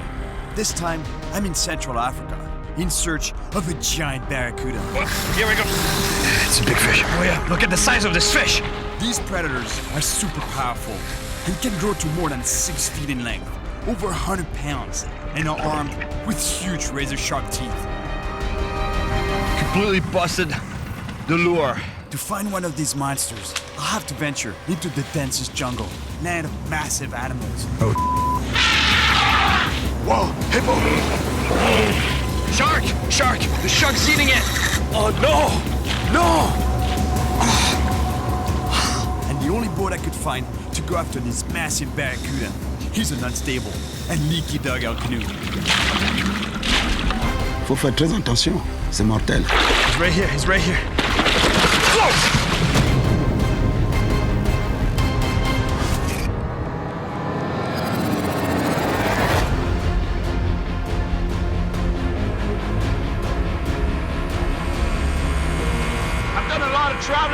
I've seen many big barracudas.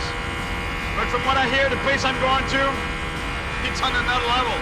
They get humongous. I'm in Gabon, Africa, heading towards a system of jungle rivers and lagoons, patrolled by enormous barracuda.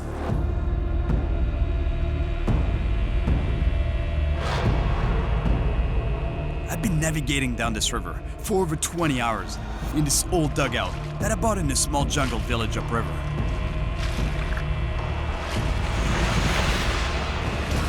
I'm heading farther and farther away from civilization, towards an estuary where it's said barracudas get bigger than a man.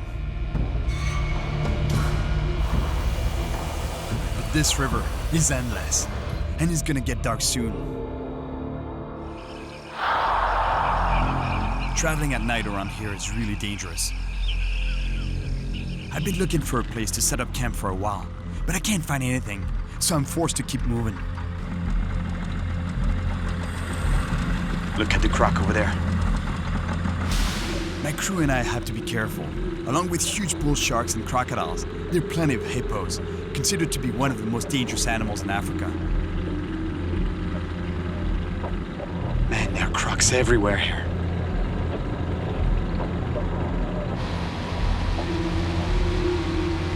Hey guys, I think we can set up camp over there. Hippo! Hippo's chasing us. Hang on, guys, hang on. Go, man, go! Yeah, I'm trying not to crash here, though. Hang on, hang on, hang on.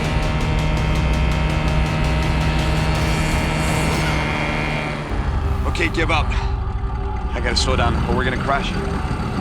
We just got chased by a hippo.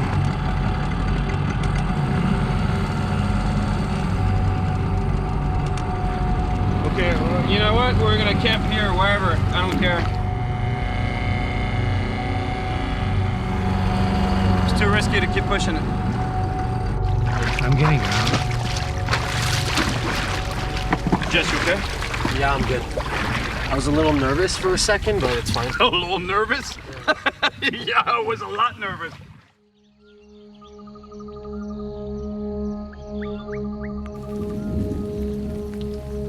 For breakfast, a quick piece of dried meat, and it's time to go. Somewhere up ahead is the lagoon, and its legendary barracuda. Look at that. So beautiful. We're lucky there's still places like this in the world. This dugout and the old motor that came with it were all I could find.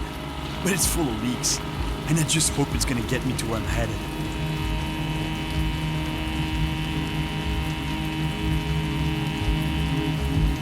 I've been on this river for another 6 hours.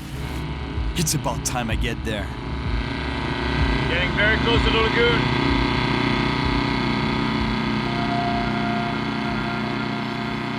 Finally, it looks like I'm getting to the lagoon.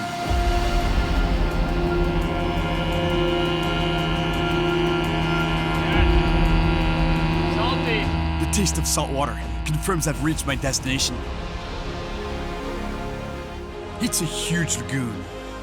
Because of the mix of fresh and salt water, this brackish environment should be rich in nutrients, which means an abundance of food, and therefore predators. And the mouth of this river should be a particularly good spot for barracuda. Now, I'm ready for an explosive attack.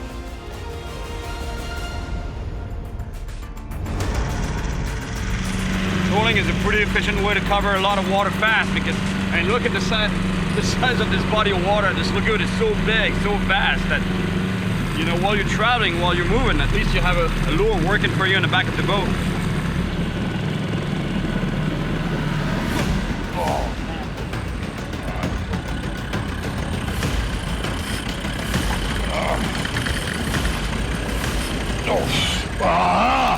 Got off.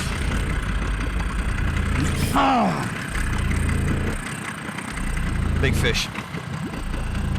Just lost a really big fish right here, right now. Imagine, after just 20 minutes of trolling. Oh my God, look at that. He broke the lure. Completely busted the lure. Look, those are teeth marks from Barracuda teeth marks.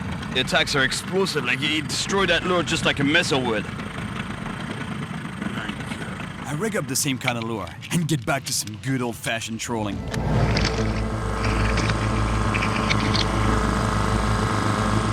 My engine seems to be holding up, but for how long?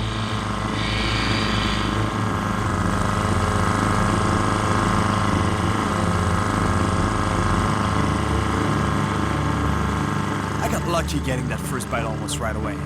Now, I just have to keep covering water and hope for another one.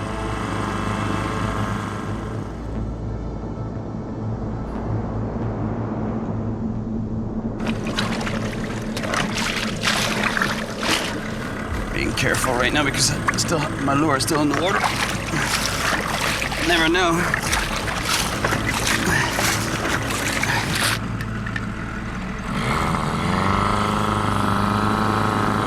That'll be fine.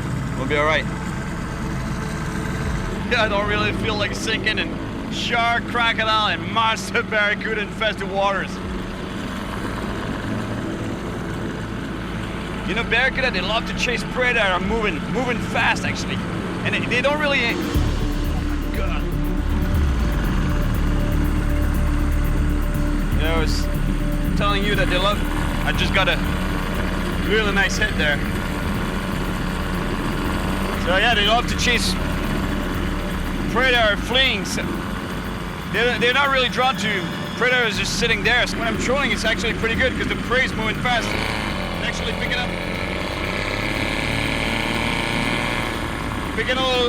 up a little speed like that can be pretty good. Varying your speed can be good.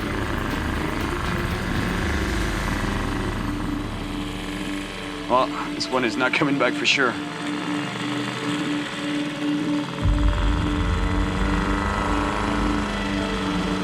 It's gotta be giant fish here. Monster barracuda. Big fish.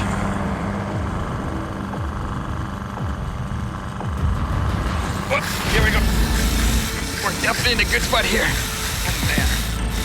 Oh, big fish, big fish, big fish.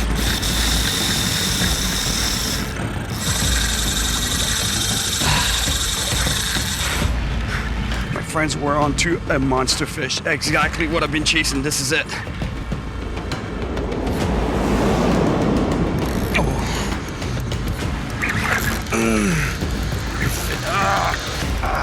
Look at the size of this fish. Oh my God. Look at the size of this fish. I just saw it. It's huge. He's gonna wake up now that he saw the boat. He's not gonna like this. How am I gonna land this fish?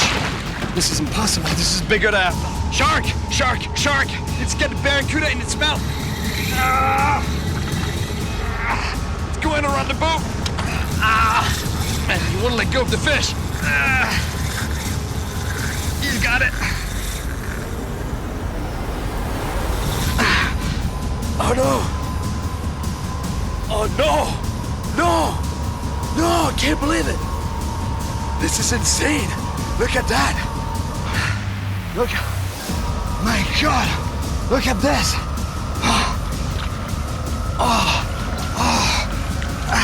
I can be... You gotta be careful putting your hands in the water here.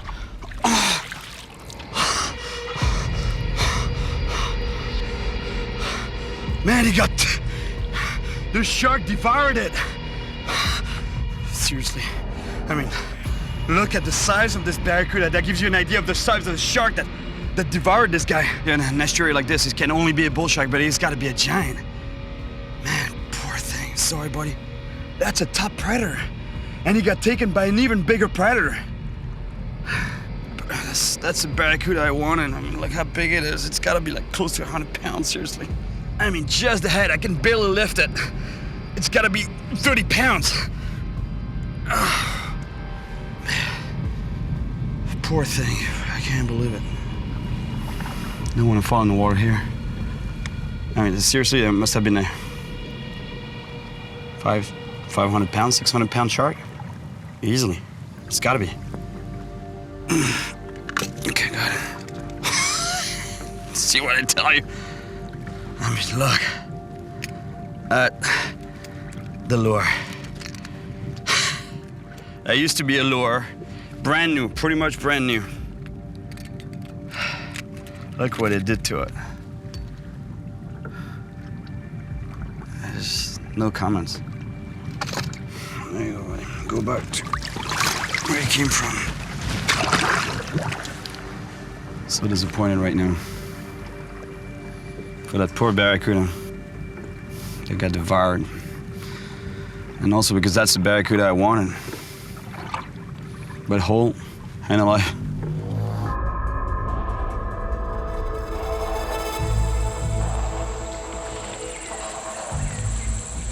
The guy who sold me my boat told me about a fisherman who lives on the lagoon.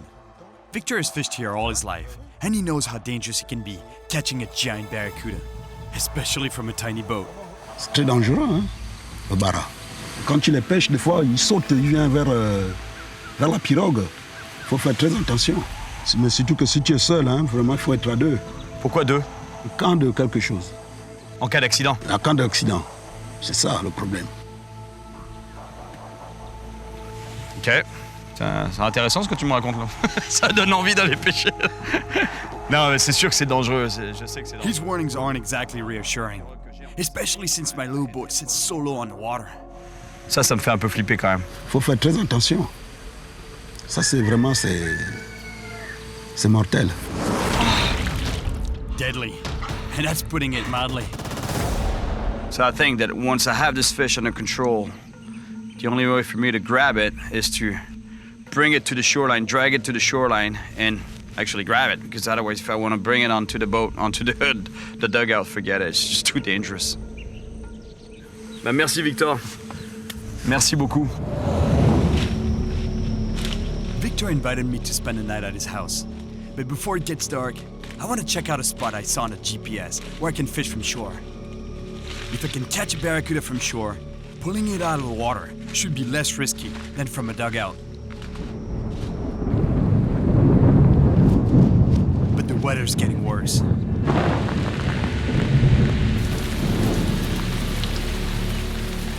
I make sure I'm heading in the right direction. It's pretty much as as it gets, you know?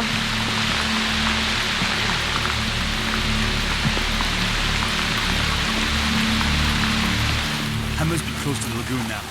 I'm in a mangrove forest.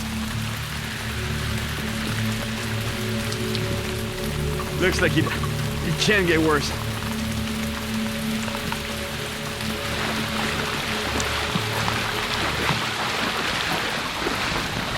Wow. Look at this. Wow.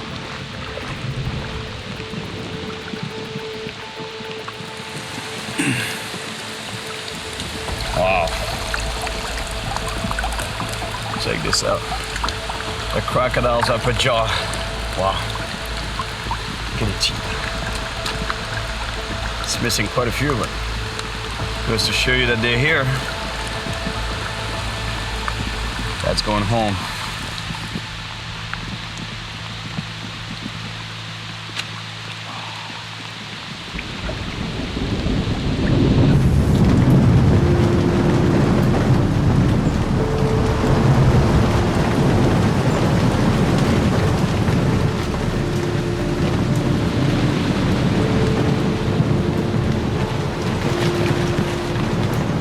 The conditions are getting worse and worse. But I'm at the spot Victor told me about. I'm cold and wet, but I don't care. There might be a giant barracuda around.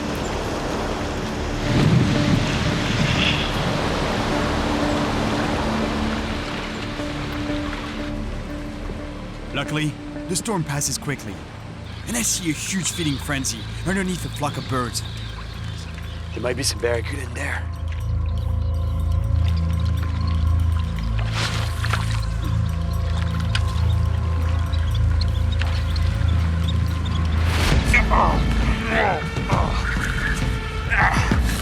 Big fish, big fish.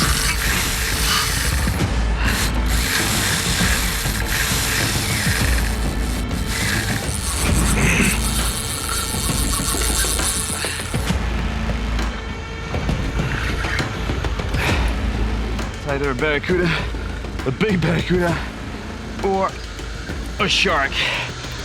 A bit weird, a shark on a lure, taking a lure like this. Ah, too bad it's a shark. I just saw the tail. I didn't want to catch a shark. Man, I was really hoping it would be a barracuda. Yeah, it's a little bull shark.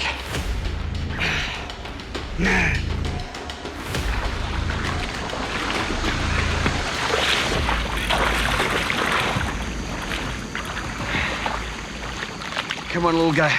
Bear with me. I'll free you up in a second. I got pliers here. I'm gonna release this shark right away. I don't want to hurt it at all. I gotta get this shark to swim right away because these animals need to swim to be able to breathe. All right, buddy. Come on, bud. All right, beautiful. Oh man, I was not expecting a shark. It just destroyed me.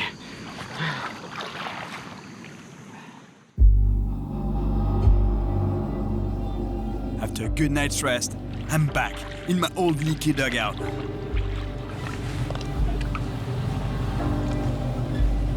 If I get a huge barracuda on the line again, I really have to be careful because this boat is super unstable and sits very low on the water. What's going on here? Come on.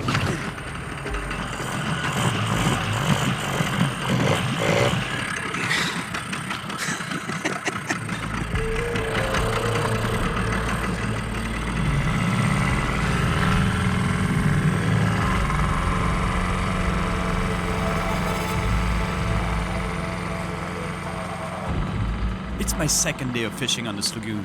I've seen proof that there are monster barracuda out here. So if I keep at it, I'm sure I'll get one.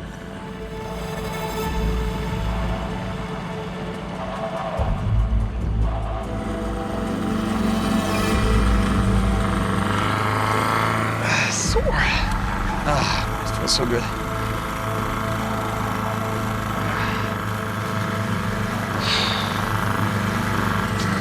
Something that tells me that I should probably keep my foot in the boat.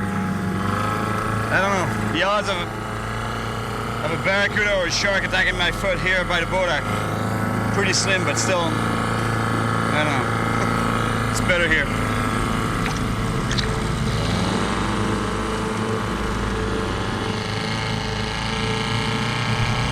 Whoa, hippo! Whoa, to jump! Not gonna stick around here. And those animals, they can literally jump on a boat, especially on a small boat like this one. It's the animal that kills the most people in Africa every year.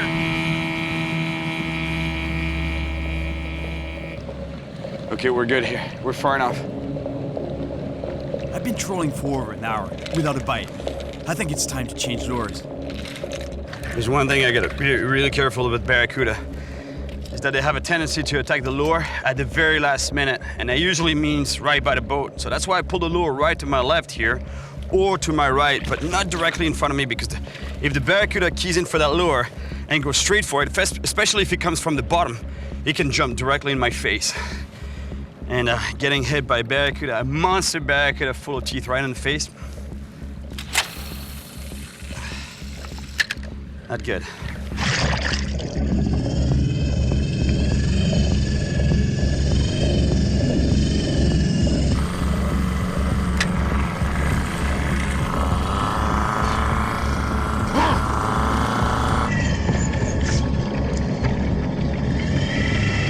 Come on, fish. Come on, barracuda.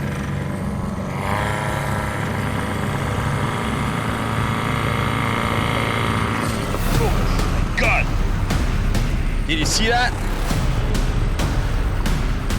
That's what we call a hit. Man, it's a massive fish here. Bite, bite. Here we go. Oh, big fish, big fish, big fish, big fish.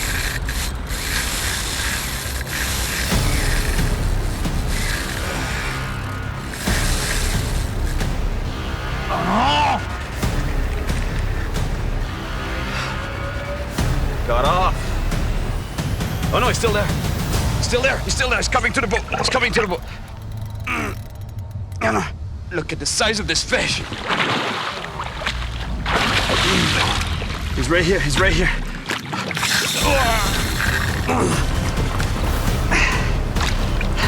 Look at the size of this fish. Right here. Whoa.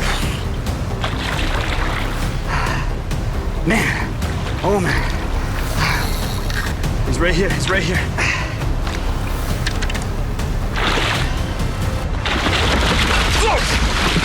Whoa. Whoa.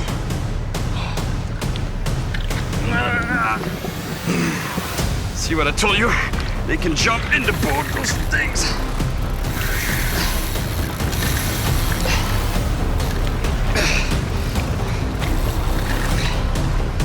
I can tell you this dugout is really close to the water. A little too close, actually.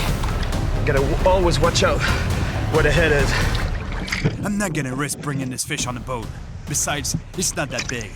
So I let it go while it's still in the water.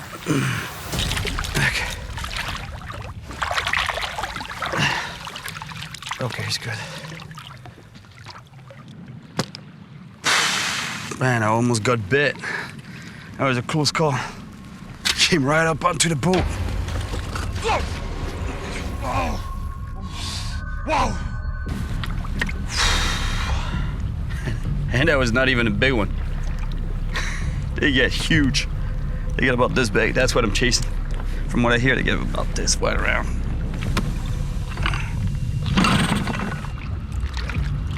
That in itself is a workout. Starting the motor every time, that's why I kind of don't turn it off. Choke, no choke, choke, no choke, choke, no choke. Gas, no gas, gas, no gas.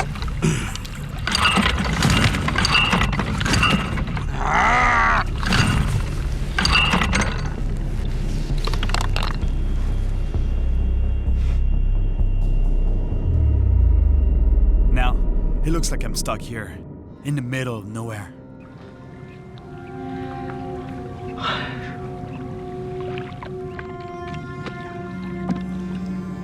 That's not cool. I'm going back to shore to see if I can do something about this motor.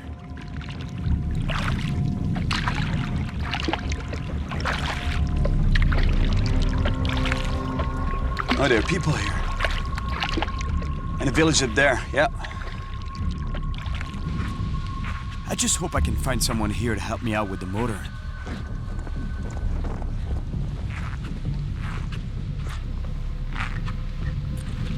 Bonjour.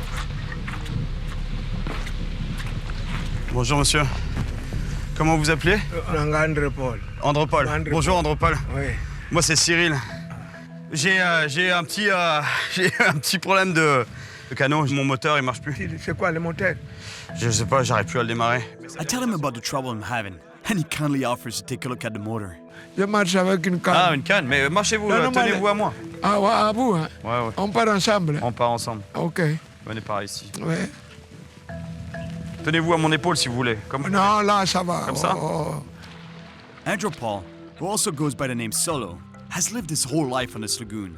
And here, people are very self-sufficient. Like many locals, he's always fished to feed his family. C'est la bougie. C'est les bougies, c'est sûr. Et il n'a pas de capot? Le capot du moteur, il n'a pas? Non, il n'y a pas le capot au moteur. C'est pas bon? Non, je sais, c'est pas bon. La pirogue est foutue. La pirogue, elle est foutue? Un pirogue là est foutu et pourri. He says it's rotten. Il va te faire noyer.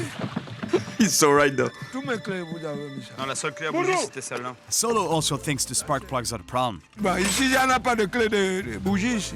But he can't find his wrench. Va prendre d'abord la caisse. Debout! Debout! And he clearly doesn't like that.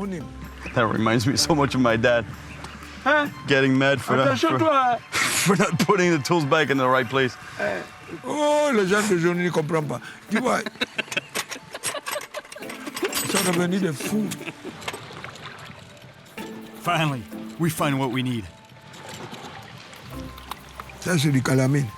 Ouais, il y a de la calamine un peu, ouais. Pour le mettre. C'est pourquoi.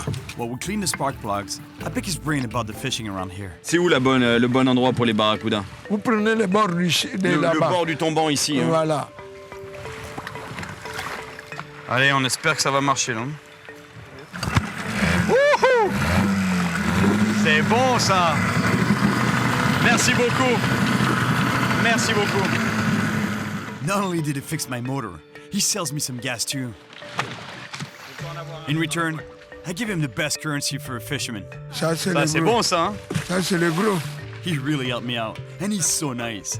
So I give him some excellent lures and some wire leader for catching toothy predators. Ça, c'est du bon au commerce. And of course, a few bucks for the gas.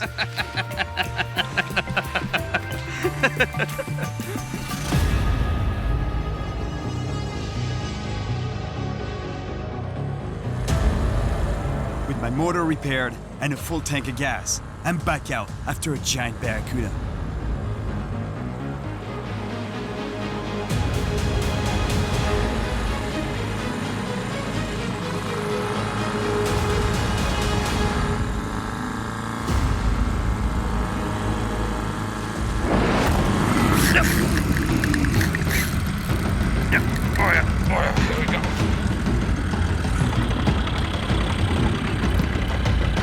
Can't be a barracuda.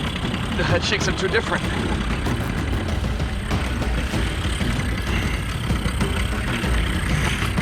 What is this fish? It's a cabera.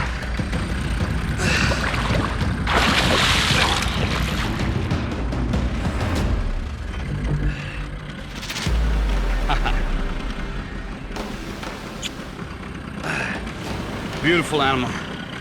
Cabera snapper. I've been here in Gabon before, chasing a monster cabera, and I got one. This one is a baby, but it's a nice fish. It's a beautiful fish. I love him. Look at the teeth on this guy. Another predator of the lagoon.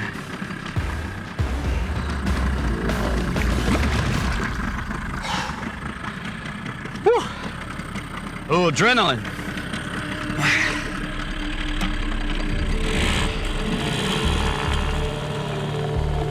I just caught a fish here, so I'm gonna stick around and work the area a bit more. But suddenly, my motor starts making some horrible sounds. This doesn't look good.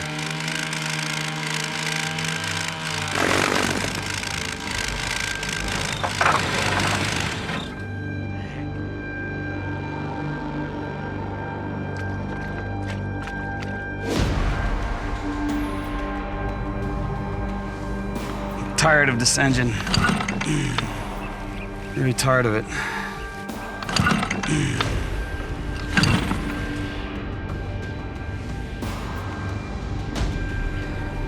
It's got nothing to do with gas. I got plenty of gas. Really tired.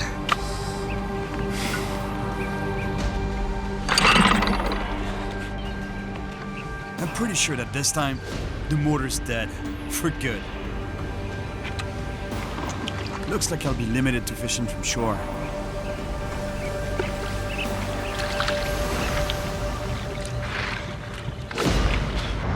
Hippo's there.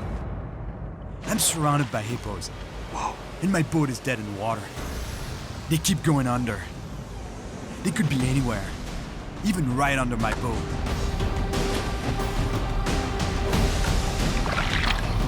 The only thing I can do now is slowly paddle ashore and pray they don't attack and flip the canoe.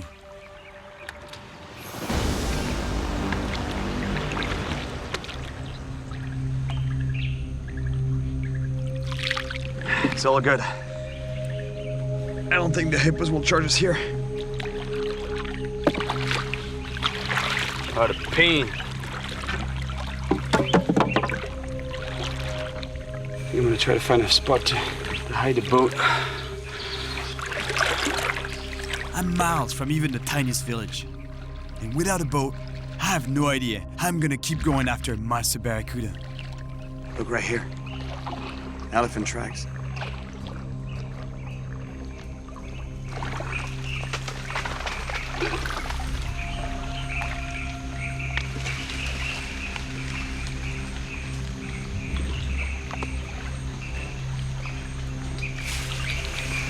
elephant right here, so be careful.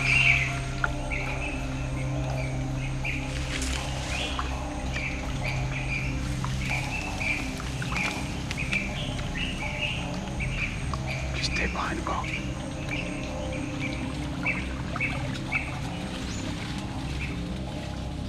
I push the boat between the forest and my team.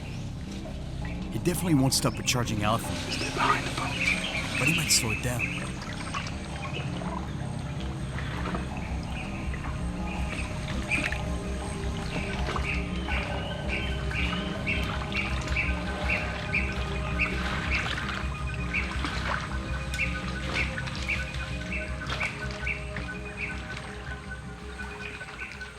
It's all clear.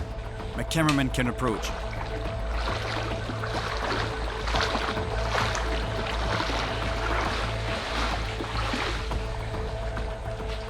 This seems like a good spot to hide the boat.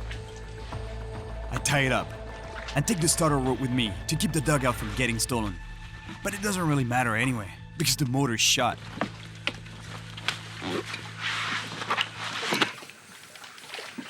I mark the boat's position in the GPS and search for a good spot to fish for barracuda from shore.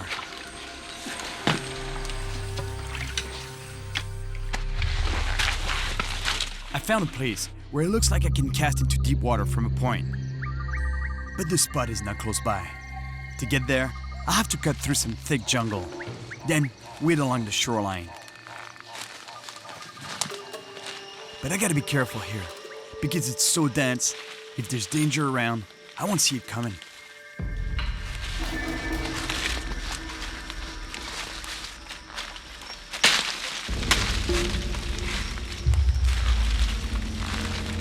I make it to a mangrove forest. That means I'm getting close to the water. Watch for crocs here, guys. This is exactly the same environment where I found the croc skull. Wow. Check this out. Goes to show you that they're here. We gotta be careful, because crocs could be resting up on the banks, and you don't want to stumble onto one by mistake.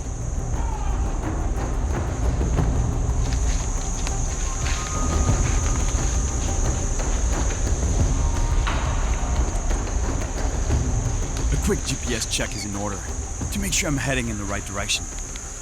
Should be a point right on the other side of those mangroves. But it's still pretty far.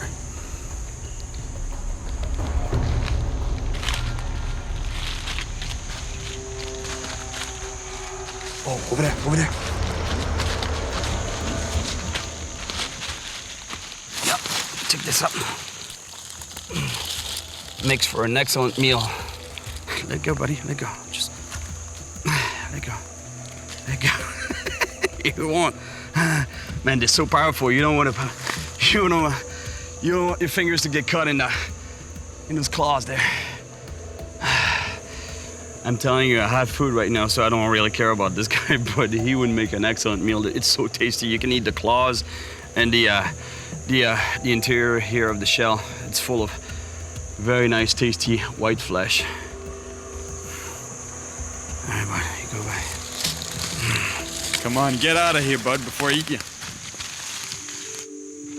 Look at the mud skippers. They're everywhere.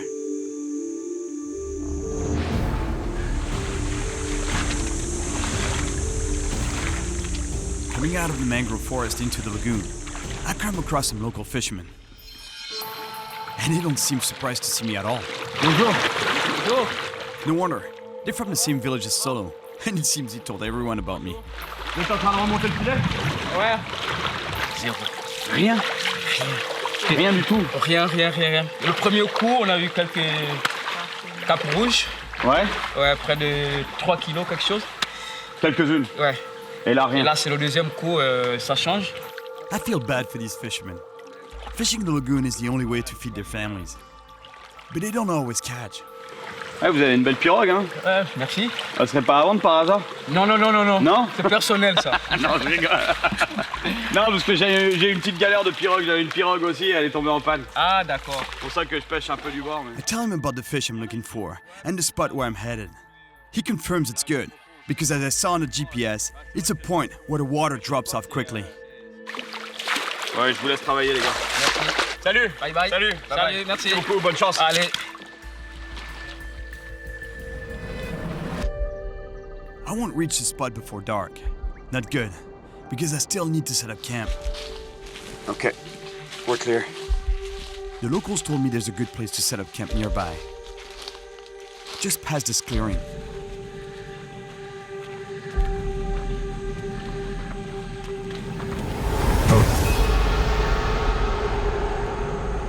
This species, forest elephants, can be extremely territorial and aggressive. In fact, the last time I came to West Africa, I got charged. Easy, buddy, easy. Let's get out of here. This one seems pretty serious as well. Whoa.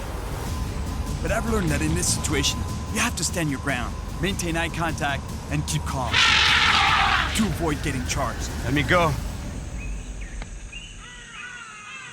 It was a bit of a bluff, but it seemed to have worked.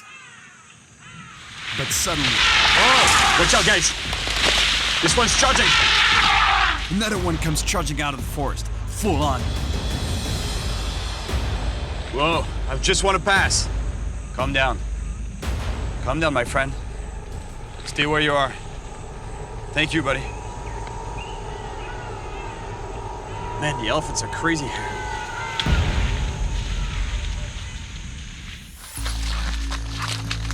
That's perfect. This is ideal here. That's exactly what I've been looking for. Look. Dead tree. I mean, this bottom part here is dead. And I want to keep a fire going all night to deter wild animals. And here I got a good supply of dry wood.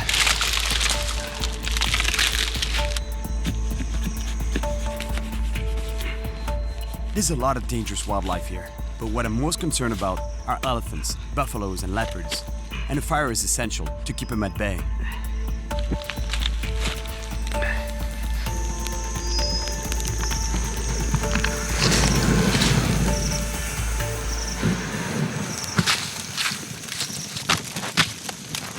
With a fire like this, especially the smell of the smoke, that should be pretty good. I should have a good night's sleep, but I gotta keep it going though, all night.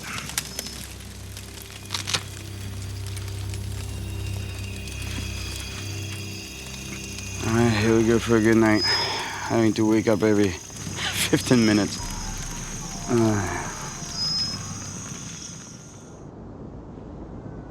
This morning, I finally make it to the point, the spot that looked pretty promising on the GPS. Oh yeah, it looks good here. If I can cast far enough to reach the drop-off, I have a good chance of catching a monster here. Oh yeah, I got it there. Predatory fish, like Barracuda, use the walls of drop-offs to corner their prey. Now, it should be just a matter of putting the lure out there as many times as possible and hope there's a Barracuda around.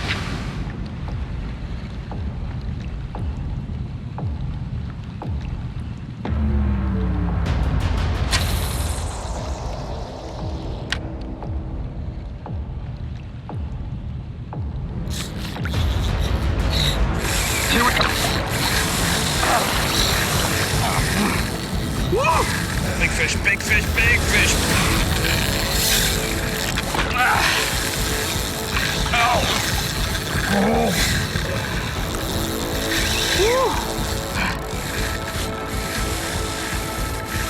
It's so big. Please stop, fish. Stop.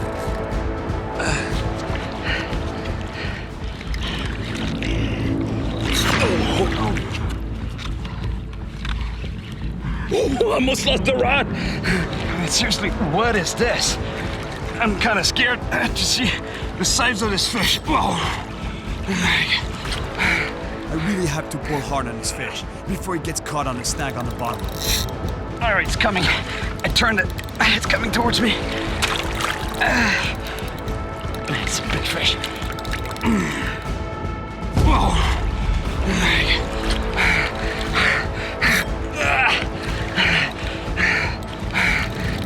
I can't move this fish. Okay, it's coming.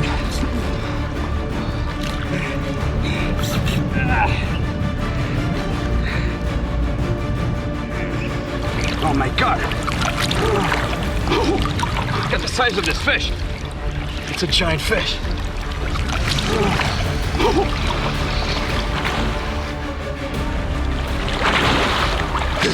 This is a monster. Watch out, watch out, watch out, watch out, watch out. Watch out, guys. Stay behind me. You don't want to get bit by this fish.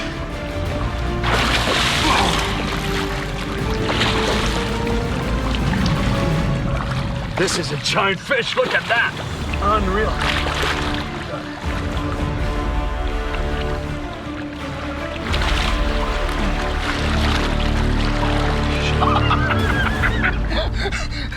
Unbelievable.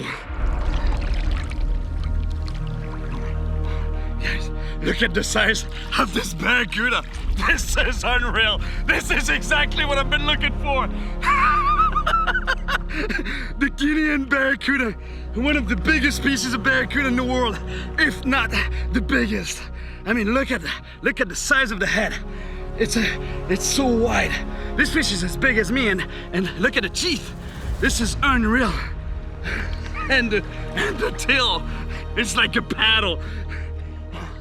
It's got to be close to 100 pounds. Just give me an idea of this fish. Look at this.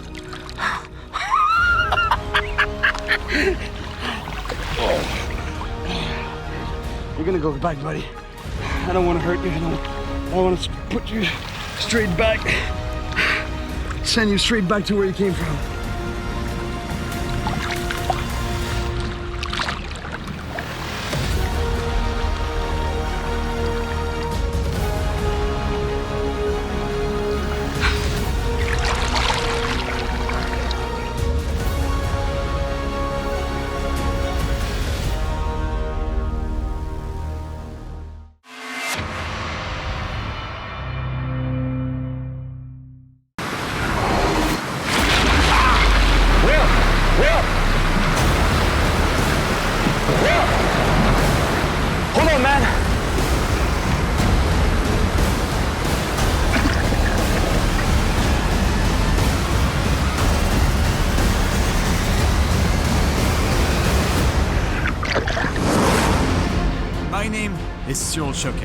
And I spend my life traveling the world, chasing monster fish.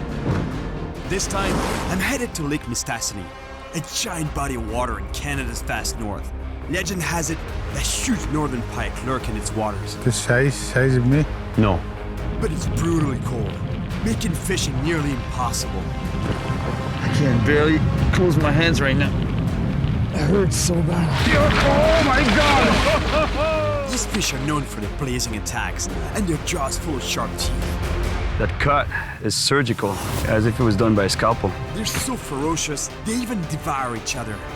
You see, when I tell you these fish are cannibals, to catch one of these monsters, I have to venture out to a hostile no man's land. Oh! My God, that's a giant fish. Look at that. Look at that.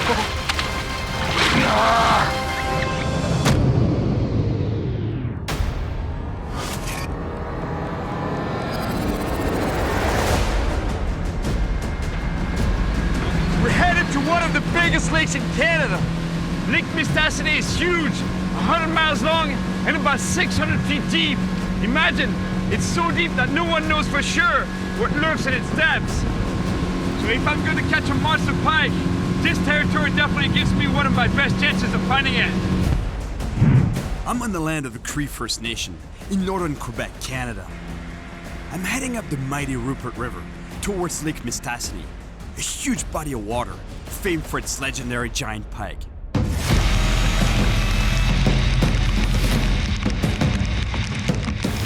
I'm on the water with my friend Stanley, who grew up here. The conditions right now are super rough. It's the end of spring, and the weather should be warming up. But this year, winter doesn't seem to want to leave. It's about 40 degrees, and the water is even colder. Less than a week ago, the ground was covered in snow. And the water was still frozen in a lot of places.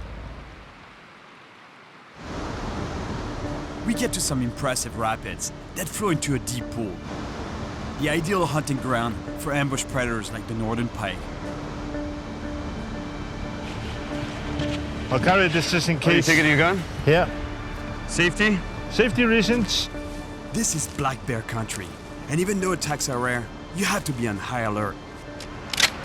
They're very hungry after a long winter of hibernation.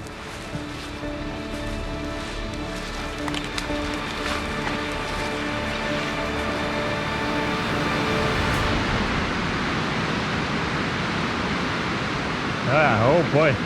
It's huge. Oh, I saw a fish there. You saw a fish? Maybe I should go get the rod. All right, try. At least you can try. Yeah, it looks good here. It looks like a good pool. I go back to get my rods so I can give this pool a shot. Stanley's gone upriver to get some fish for lunch. But now, I find myself alone, without a gun for protection.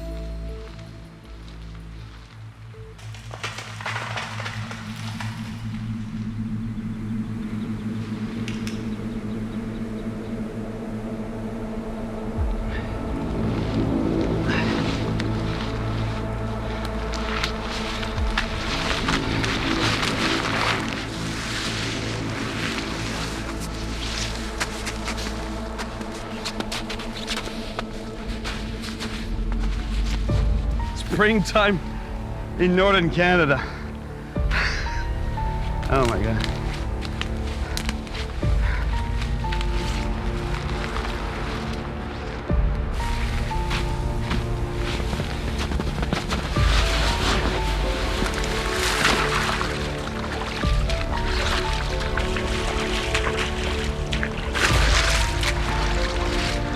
Oh wow.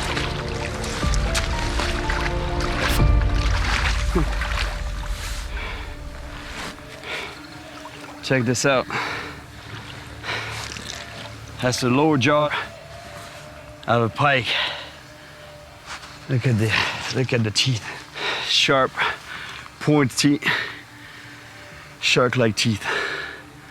Because when you catch a pike, you know, like this is covered by gums and stuff, but now they're really exposed.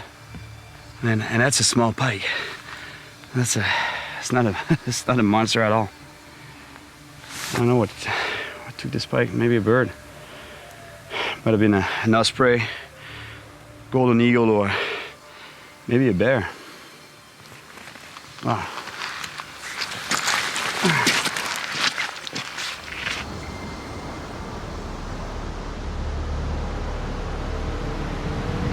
This looks like a really good spot here because you see the river is bringing a massive amount of water from the lake above, and at the same time a lot of food into this eddy here. And you see the water, it comes back like this, you know, it creates a whirlpool effect, keeping the food within the eddy. And fish know that, they come in to feed on the food, and bigger fish know that there's going to be smaller fish here, so they come in to feed on the smaller fish, all the way up to the top of the food chain, the bigger predator fish. So in theory, it should be really good.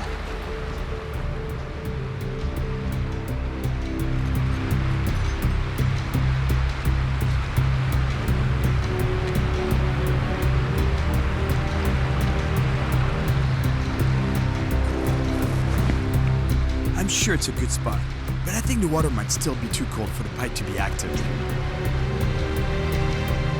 But you never know.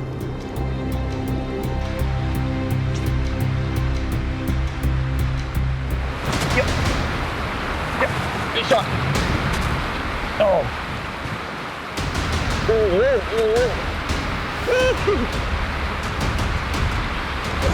I don't think it's a pike.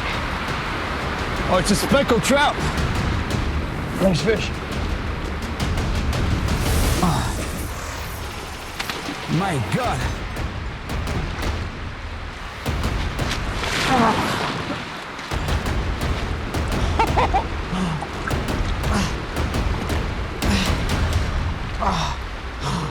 Look at the size of this speckled trout. especially the size of the lure it attacked. That's a pike lure, it's a giant lure. That goes to show you, I mean, those fish, they're so aggressive. And the reason why they get so aggressive is, think about it, you know, for about 8 months of the year, it's ice on the lakes, ice on the rivers. They barely feed. So as soon as the ice lets out, as soon as the water gets warmer, these fish, they'll attack anything. This is a real predator fish. Oh, it's cold.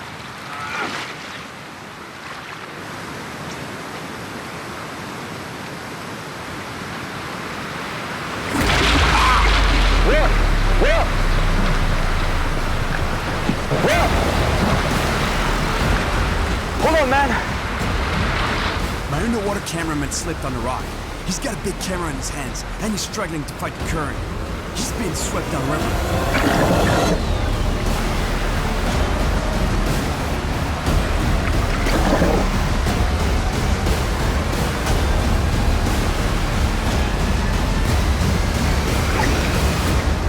By the time I catch up to him, we've already reached the bank. And funny enough, he's the one helping me out.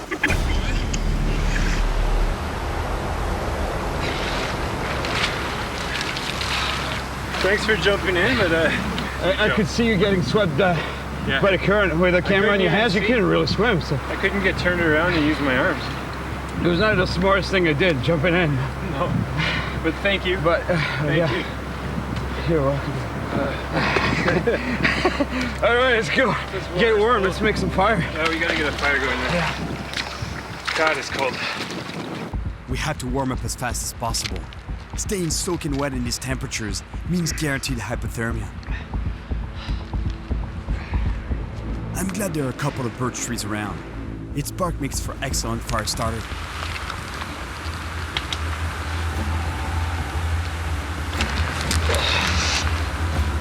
Oh man, I'm freezing. Why couldn't this happen in the Amazon? Tell me about it. Except there you get the piranhas. That's true. And the caimans. That's true. Yeah. That's true. Incredible, the temperature of the water. And this water is so cold. I think that about a week ago you could have ridden snowmobile on the lake. I can't feel my hands right now. I could put them right in the fire. Yeah, remember they'll still burn though. Yeah. How cold do you think the water is? 36, 38 degrees. Yeah, the max. And if it wasn't moving, it would be frozen. Yeah, it's still. I swallowed some water at one point. I felt like my lungs were collapsing. You know, I couldn't breathe. Couldn't catch up. Punched in the chest. Yeah, it's like. Yeah. It's like chugging ice water. Yeah. Hey guys, what happened? Well, you don't want to know. Oh man. Rather not say. Since you're both smiling, something must have happened. Yeah, now we're smiling, but I'm telling you, we both ended up wet, super cold. Well, at least I got a few trout there. Did you catch some fish? Oh yeah, shopper. You're the man. I caught one just before I jumped into the water after Will.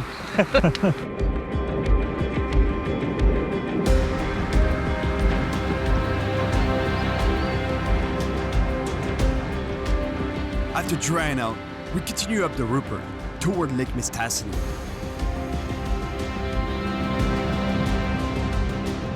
The sun is out and it feels really good, but I don't think it's gonna last.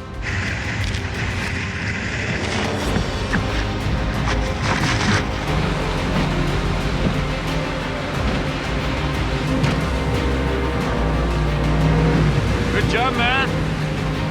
Good.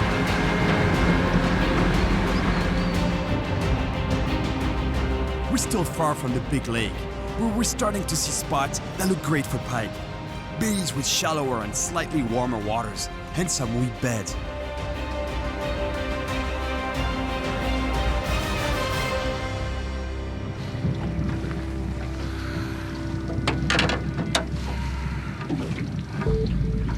It's so cold, I can barely move or feel my fingers.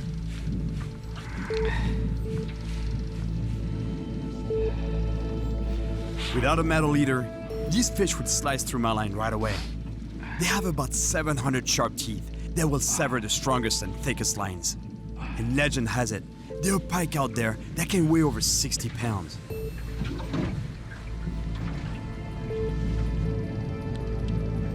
I rig up another soft plastic lure that mimics a small fish in distress. I know I might lose a few fish because of the single hook, but that's fine. It's better for the pike. And I'll also be able to cast super close to shore without getting snagged. Casting really close to shore, because that's where a big pike lay waiting to ambush anything that passes by.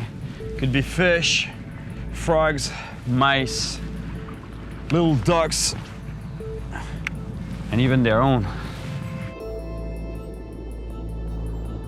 Northern pike, known to the Cree as chinchou, like to use the cover of dead trees or weeds to hide and hunt. They remain hidden, motionless, ready to unleash a blazing attack on any prey that comes within reach.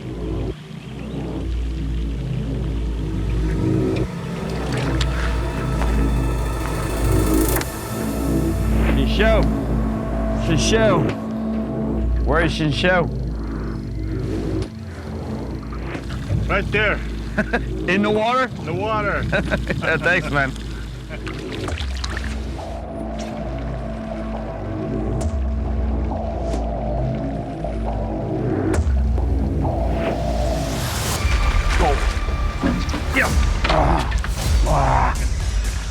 Nice pike. Yeah, it's huge, man. I'll put the lure right back where I was. Oh, I think he's there. Oh. Oh, that's a big one. That's a big one. 25-pound plus. That's a big monster. Come on, fish. You can do it. Take it. Take it. Yep, he's got it. Oh, my God. Big fish. Now we're talking serious fish here. Look. Whoa.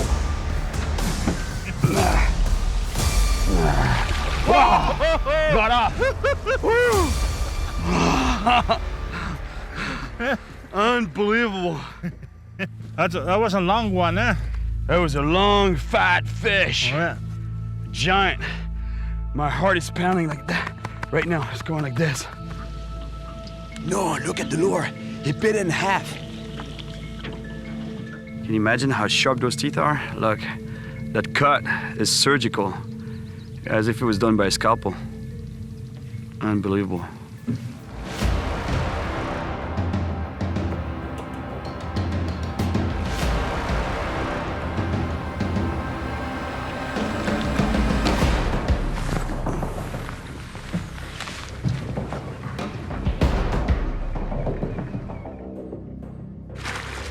Whoa. Yep.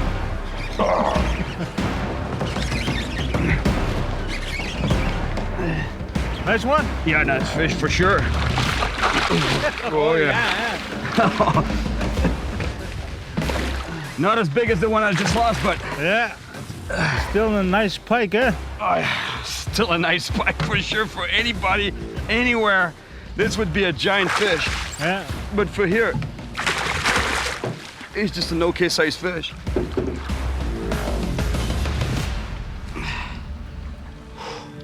Look at the green patterns on this fish. Perfectly camouflaged to blend right into the weeds. And look at the torpedo-shaped body. Really cool. They can, the body can curl up and spring into a missile-like attack in a split second. And the business end. Check out the razor-sharp, shark-like teeth right here. There, crazy.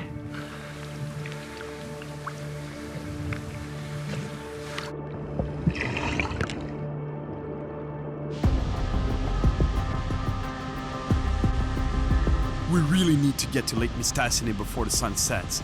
With all the rocks and the powerful current, navigation here is already extremely dangerous during the day. So imagine at night.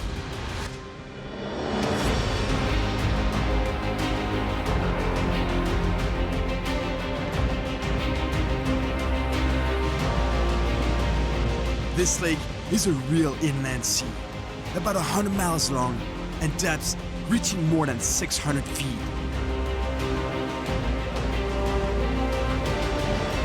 we'll spend the night on one of its islands, at the beautiful Camp Osprey.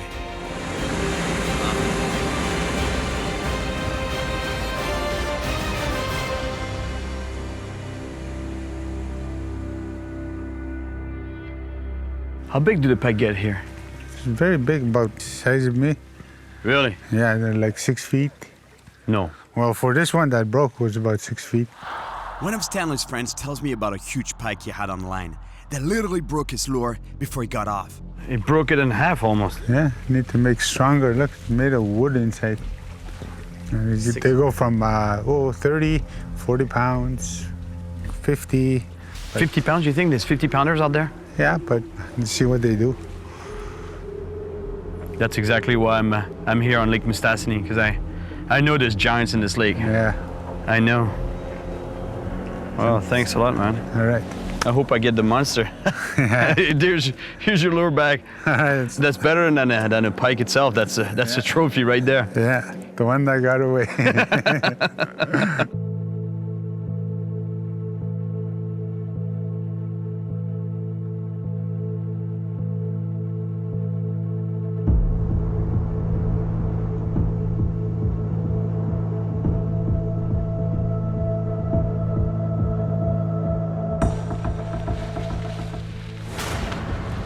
After hearing stories of such huge pike, I decide to use the few hours of daylight left to fish from the shore and hopefully catch that monster pike I'm after. Whoa. Wow.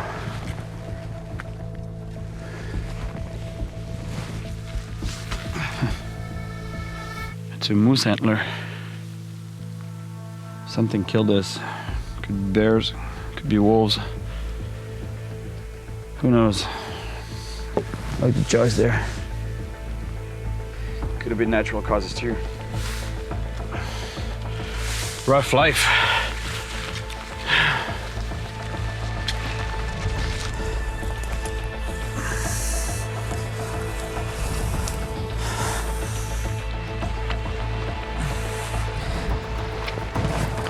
I'll cast towards the points that jut out. Predators like pike use them to hide and ambush prey that pass by.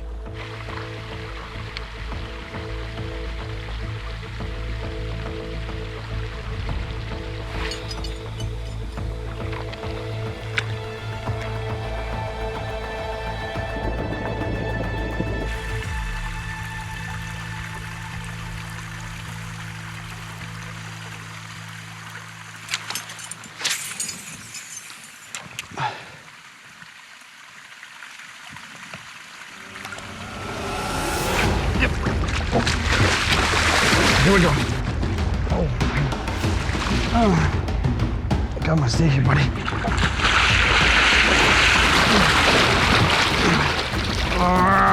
That's going around the rocks there.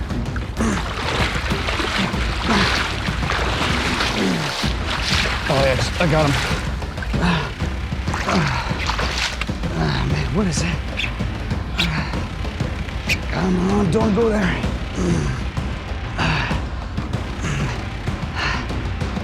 I think the line is wrapped around the rock. Man, what is it?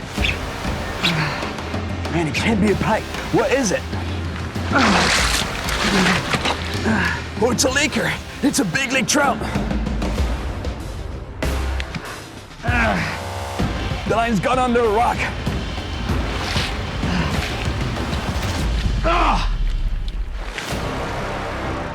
Man, it's swimming away. That was not a pike, but that was a monster lake trout. Man, that's 50-pound braided line right there. But that's not the fish that broke it off. It's the friction on the rock. It was gonna go around that big flat rock here. Man, it might not be a pike, but I would have liked to land it. Man, a lake trout that size, it's a top predator as well. Just like the pike, they're at the top of the food chain in the lake. Seeing the size of this fish, man, there's gotta be a giant pike here, giant monsters.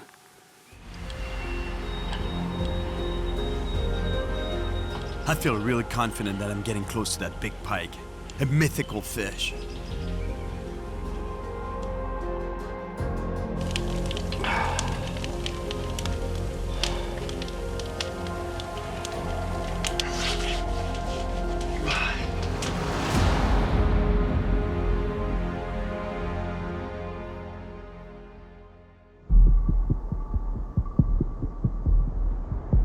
Today, Stanley and I will head out north, a 2-hour boat ride. But before we leave the dock, he's got a few words of warning for me. Could get cold, rainy, splash, big waves. And a lot of rocks too, right? A lot of rocks. So. Yeah, it can turn bad, this lake, right? Yes. The water is actually very cold, and it could get a lot of people. Well, we've had a few accidents before, and I think that's what got them, the water. I'm glad I have my inflatable life jacket here. You have your life I got jacket. it under You got here. the belt one? Yeah, me too. Yeah. So we're good. We're barely out of the bay, and I can see that Stanley was right. We're on our way to the part of the lake where the biggest pike have been seen. But the cold north wind makes conditions really tough. That's gonna be a rough ride. Hey, Stanley, do you know where we're going? Yeah. Okay, good, because I have no idea. Somewhere there, right? Yeah, of course.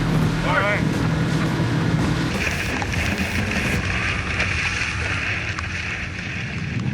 It's getting worse and worse. It's almost snowing now. But Stanley's hungry. He wants to eat some walleye. Oh man, cold. I don't know how the conditions could be any worse. 34 degrees with wet snow. This is horrible. Gloves would probably help, but I have trouble fishing with them. They don't really let me feel the rod, nor the line.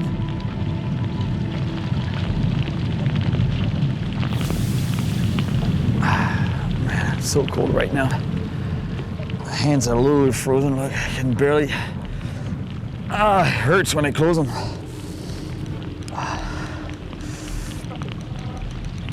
Telling you here, you can get 4 seasons in the same day. Oh man!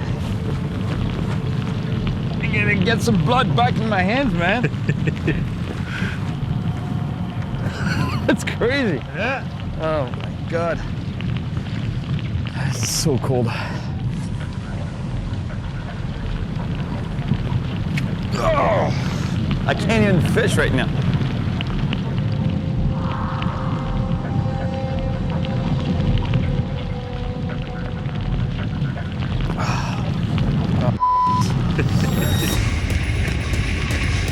We changed spots to get away from the wind. And now, we definitely need to get something to eat, to get some energy and motivation.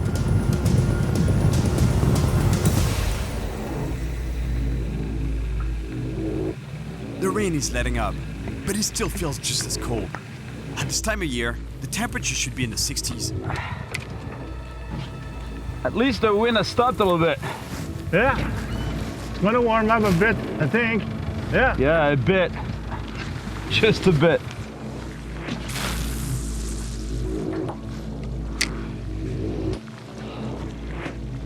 I'm getting hungry and cold.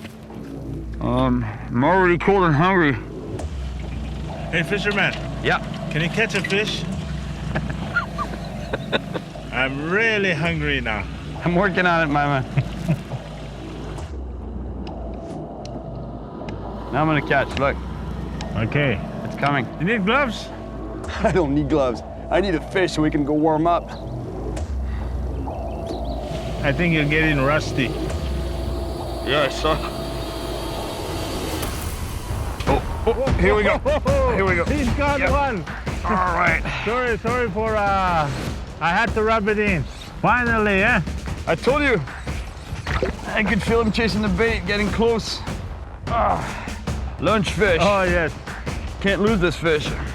That's even a good size, All right, oh, voila. My hands. The fish is so cold. It's unbelievable. I guess that's why they're not so aggressive. They're pretty lethargic. Still. You happy with this? Oh, yes. I'm hungry. This will be all mine. Now I gotta catch men, right? Yeah. Right. That's my lunch right there.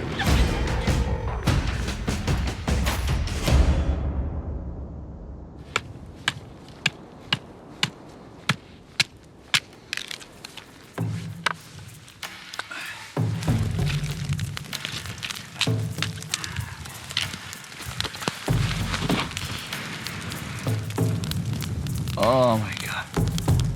It feels so good. I'm starting to feel my hands again. Man, it feels so good. Oh, yeah. I couldn't move my hands. I couldn't feel them. Yeah, it's very good. Crazy how cold it is. And it's springtime here? Yes. It's not normal though. It's springtime. Can you believe it? It should be warmer right now in the spring, right? Yeah, right. Normally we would have 15 flies, mosquitoes. That's you're right. That's the beauty of it being cold right now. There's less this year. Yeah. Otherwise, we'd be dying right now. Like would be fighting the bug.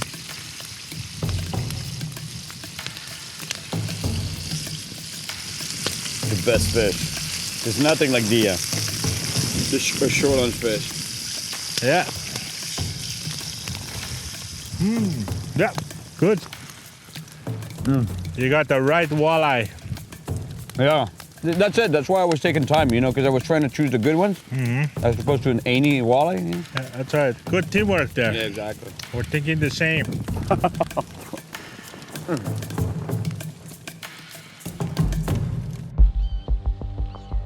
It was so good to finally eat and warm up a bit.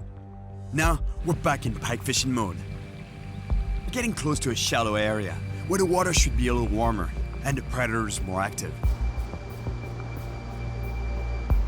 We're gonna fish shallow bays like this one because at this time of year, fish look for warmer water. And shallow places like this is where the ice melts first. And the water warms up faster. So there should be some active fish here.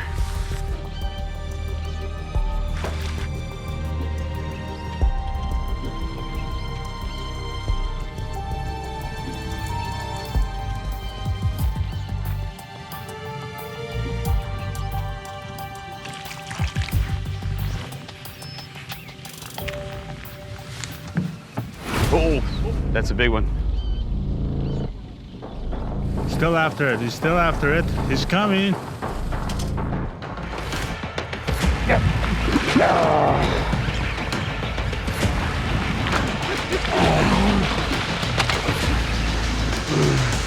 Oh, look!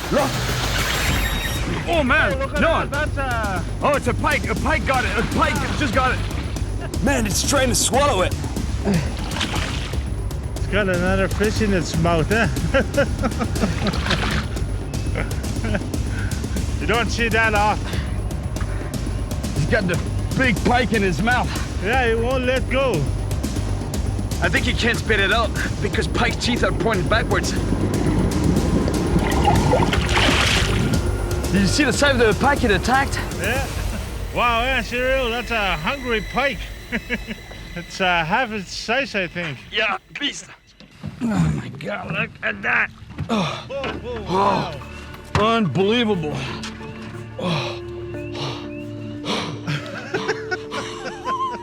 When I tell you that these fish are cannibals, now you believe me? I'm gonna try to save this fish. What a mess. He won't let go. Open your mouth. When I tell you that those teeth are pointed backwards, you can't even spit it out right now. Even if you wanted to get rid of it, it couldn't. Oh, man.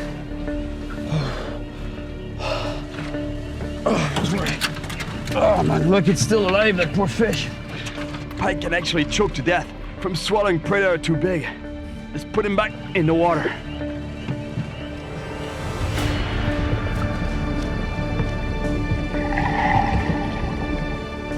I don't know if he's still alive. He moved a little bit, but he's been chewed up pretty good.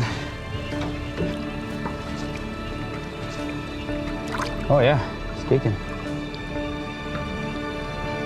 Oh yeah. Man, this place is gonna give me a heart attack. Seriously, you bring someone with a heart condition here, he might die. You might lose the guy. This is intense. Hey, Cyril, your heart okay now? Yeah, kinda. Oh my God, look at this. He's a big one. He's a big one. He's on it, he's on it. He wants to eat it. He's a giant, man. He's a giant fish. That's a big one. Did you see the wake? You could have surfed that wave.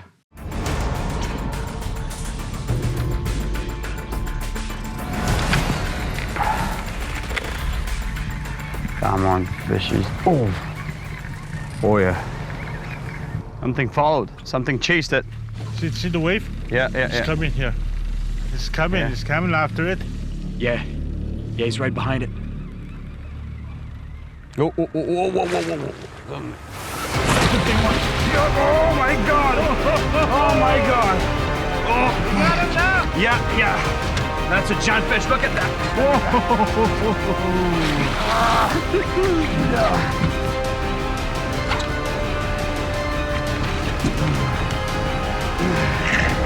That's the fish we wanted, my friend. We got him.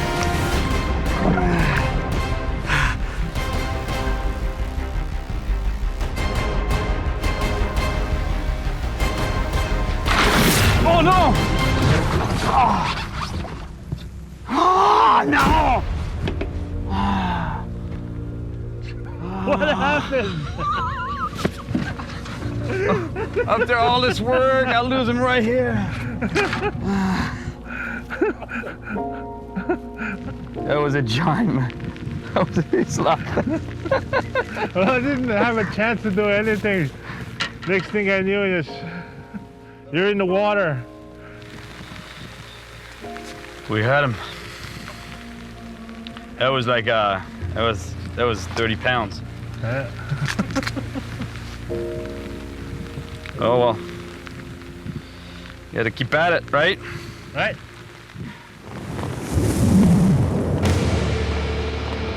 With some nasty weather rolling in, Stanley suggests we head back to camp to warm up and recharge.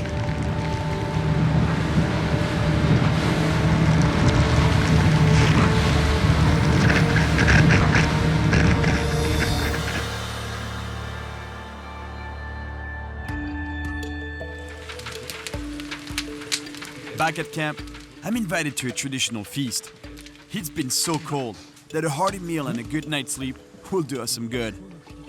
This is bear meat? Yes, it's bear meat. Wow. And these are the intestines.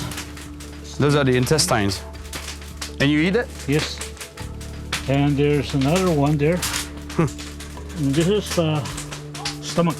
The stomach? Yeah, that's the The stomach. bear stomach? Yeah. Wow. That's some strange food. For us, you know? Yeah. For you guys, you eat it quite a bit? Yeah. Yeah? Yeah. Keeps you healthy, keeps you strong, Yeah, young and strong.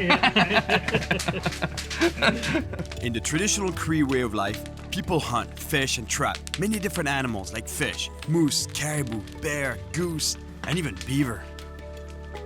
Can I try it? Yeah. Like this, huh? Beaver neck.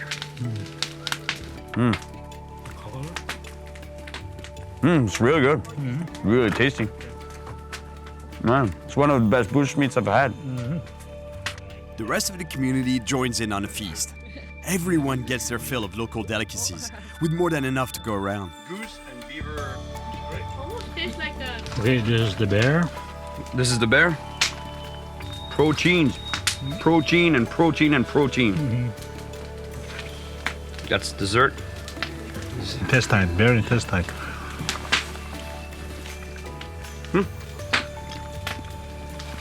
It's good. Again, it's good, yeah. Don't really want to think about what you're eating, but you know, it's really good. Thank you very much. This is awesome, seriously.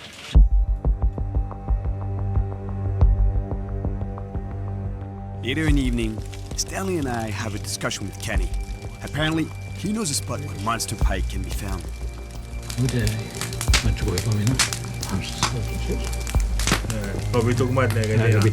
I wish I understood the Cree language better, but at least I'm able to catch a few words. She told me a good spot where people don't fish, but there's really big pike in there. Really? It's like through a channel, I heard? Through a channel. Good channel. And then have to go, it's a small pass to a small one. And no one has ever gone there before? No. Really?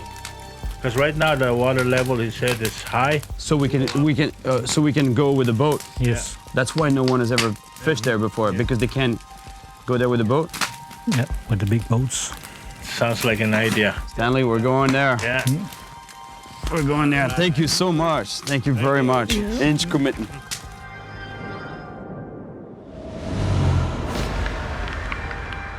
This morning, we're heading to Kenny's remote spot.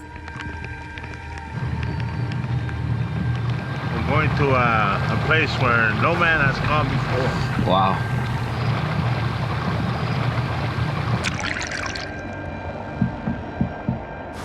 The reason nobody comes this way is that it's usually too shallow. In summer, the water level is so low, it's almost impossible to get through by boat. Tricky when it's shallow and... Yeah, it's really tricky, but there's a good line right here. Yeah. You're good. But with the exceptionally high waters this spring, we'll hopefully be able to get up these rapids. Rock. Yeah. Okay. I see it.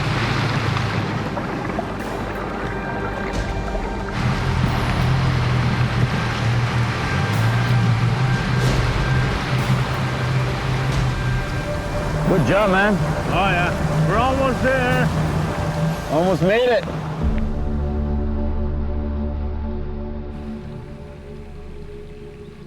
We finally get to Kenny's spot.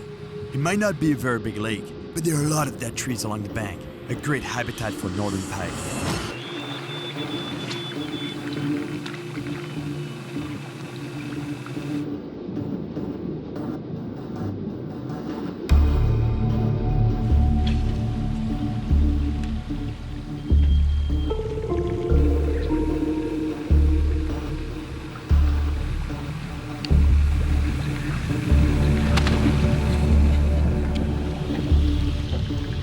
Come on, monsters, where are you? Looks like nothing here. Nothing here, huh? No. Maybe the water too cold still.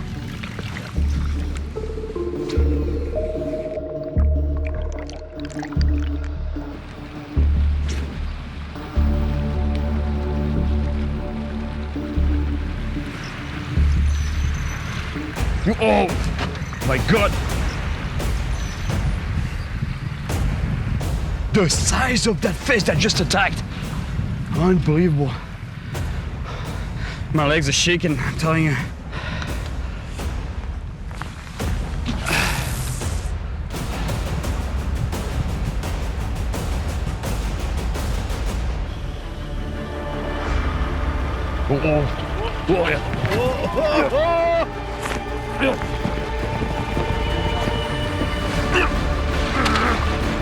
Oh my God, look at the size of this fish.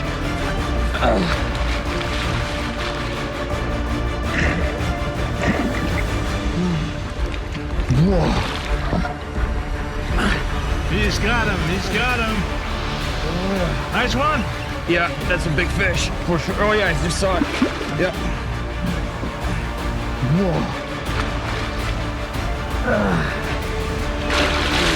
Nice pike. Oh yeah, that's a big one, man. Yeah. Oh, I can't keep tight to it.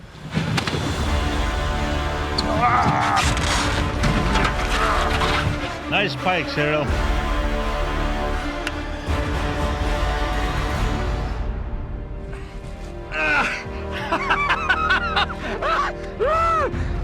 Yes!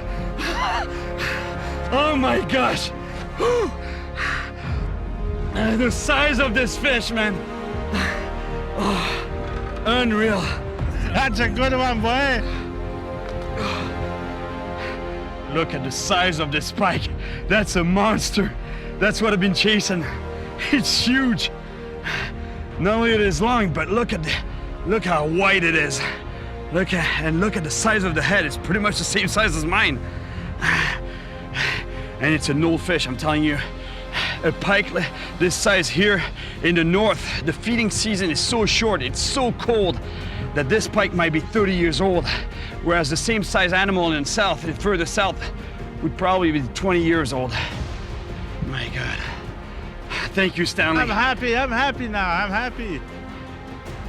Let's put him back. There you go, buddy. That's a giant. That's what we've been looking for, my friend. We got it.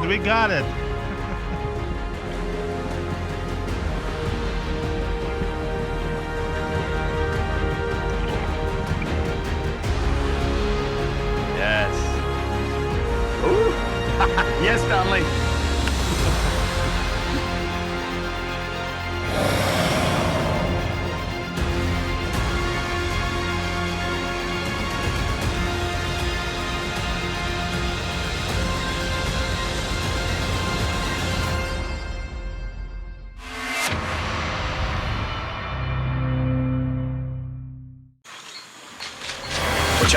Watch out! Cayman! Get out of the water! It just hit me! It's a cayman! Get out of the water!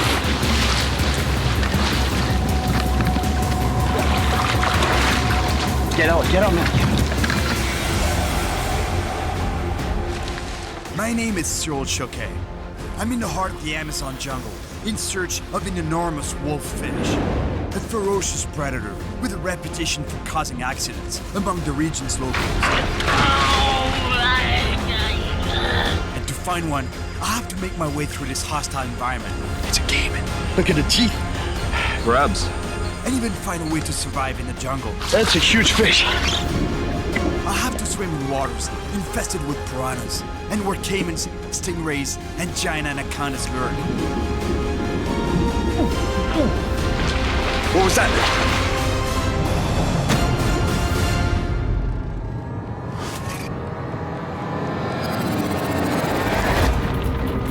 Man, huge fallen tree in the middle of the road there.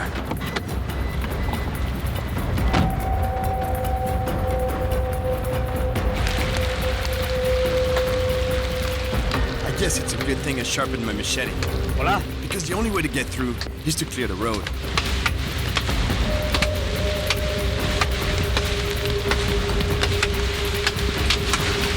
There was so much wind, it blew the tree down. This trip is starting well.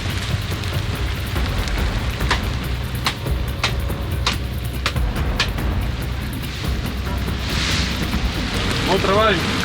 Yeah, muito bom.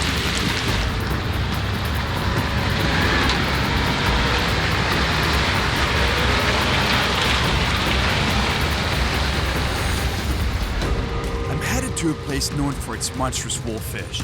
It's a huge web of interconnected rivers in the southern part of the Brazilian Amazon. I've been driving for over 24 hours without a break. The weather's been crazy. Torrential rains have made this road nearly impossible to drive on. Here we go again. And I've got into winds nearly as strong as a tornado. At the end of this endless road is a place where Gustavo, a contact of mine, left a boat in the jungle so I can go chase these fish. Weighing up to 90 pounds, the wolffish, also known as Aimara or trairão in Brazil, is a true hunter with jaws full of sharp teeth. This fish even has a reputation for being able to swallow whole one of the Amazon's most ferocious predators, the piranha. According to my GPS, I should be really close to the spot where the boat is heading on the river. But I've gone as far as this trek can take me. Yeah, the boat should be straight down that way, through the jungle.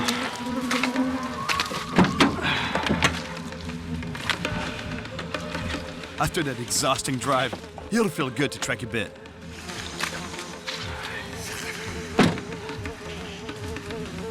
I come to the Amazon a lot. And I've been to other jungles around the world as well, so I have all the required shots. But even with the strongest mosquito repellent, I'm still getting eaten alive here, with each bite potentially carrying malaria, dengue, or yellow fever.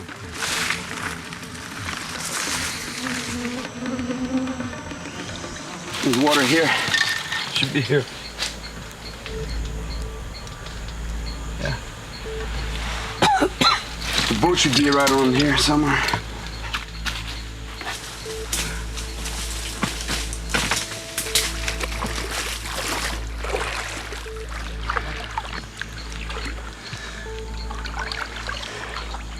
Either I got the wrong coordinates or I don't know, but the boat's not here. Yeah. Maybe around the bend there. It's not there either. Man, I don't know what it did. It's supposed to be here. I double-checked my position on the GPS, but it's getting pretty obvious. Man, that's really not the plan at all. It's gonna make the fishing impossible, I'm telling you. I go down the shoreline a bit, in case the boat got untied and drifted away. The spots that I plan to fish are far, very far upriver, and without a boat, getting there will be nearly impossible. Watch out! Watch out! Cayman! Cayman! Cayman! Get out of the water! It just hit me! It's a cayman! Get out! Get out of the water!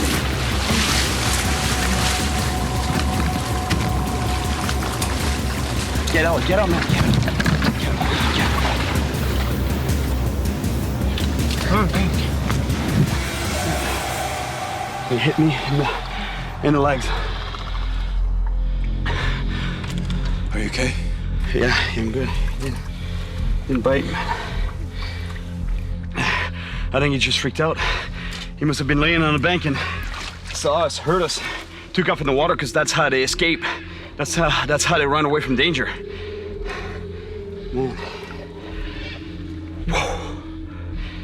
And he hit me right in the leg. Sure you're okay? Yeah, I'm good. I'm good. I'm good. You okay? Yeah. You didn't touch it, right? No. Yeah, you fine? Sure? Yeah. Welcome to the jungle. Now it's obvious there's no boat around here. My satellite phone is the only way to reach the outside world in case of an emergency.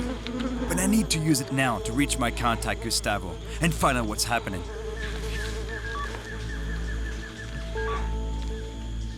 Alô? Alô, Gustavo? Oh? Gustavo, fala Cyril. Com quem eu tô falando? Cyril. Estou falando da mata. Estou agora na mata buscando o barco, mas não encontrei o barco. Não, o barco tá aí, tá bem agasalhado. Eu amarrei na mata, tá bem escondido. Estou lá no ponto GPS que me fale. Então roubaram o barco, tava bem escondido aí, tava amarrado na mata. Alô?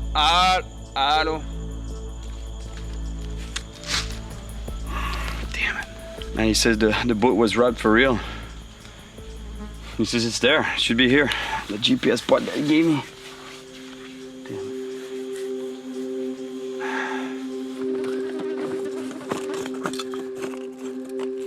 Even though the best spots for wolffish are way upriver, I might as well see if I can catch one here. I'm not sure how I'm gonna get upriver on foot. The jungle's too dense, and the riverbanks are too muddy.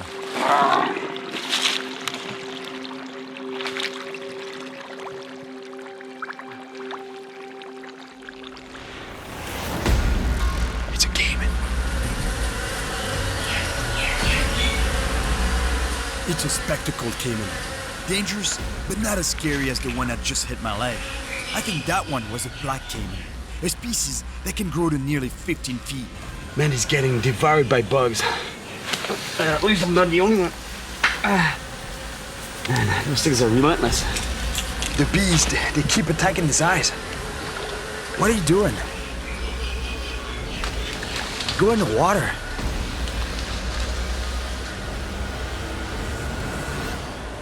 I know the Amazon jungle well, but every time I come here, I'm reminded how hostile it can be. Even predators at the top of the food chain aren't left alone, and humans even less so.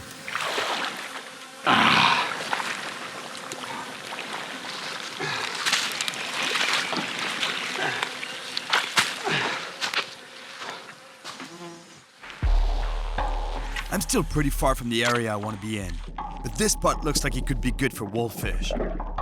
These fish like to hide among underwater cover, like branches or rocks, ambushing any prey that comes within striking distance.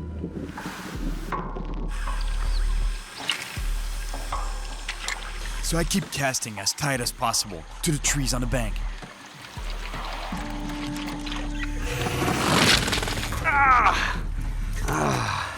Just lost a nice peacock bass.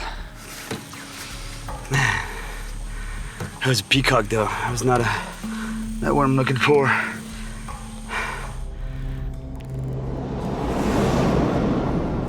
I have to set up my hammock before dark. Once that's done, I'll try again for wolffish. Sundown is peak hunting time for these predators.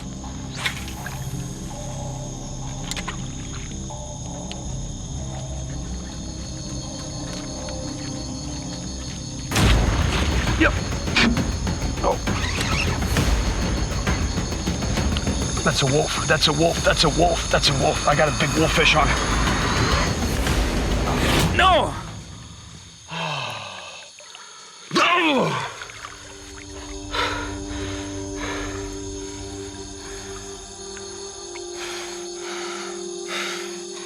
That was a big wolffish. But he just got off. I'd keep fishing, but it's just too dangerous to wade in these waters at night. Finally away from the bugs. Man, they're relentless. Relentless. They're destroying me. I don't know what's happening. I've never seen them as intense in the Amazon.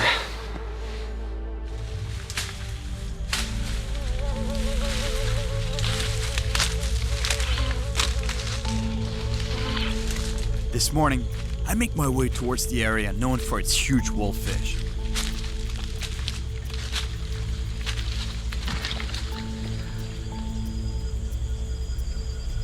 Look at this river. It's beautiful and all, but it's so big. For sure I need a boat.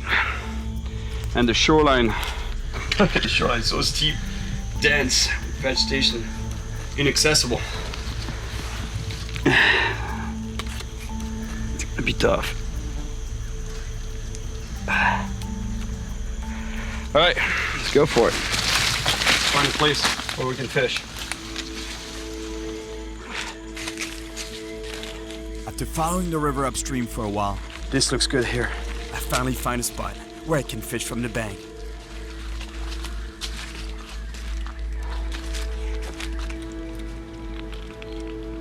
I rig up a large surface lure with noisy ball bearings inside. By making it move in a zigzag, this lure is excellent for triggering ferocious attacks by predators like wolffish.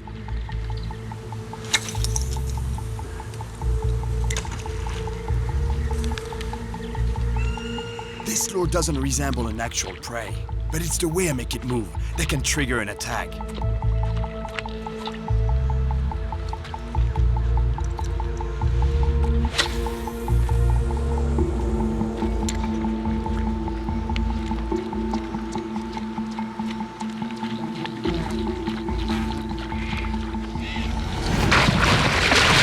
There we go.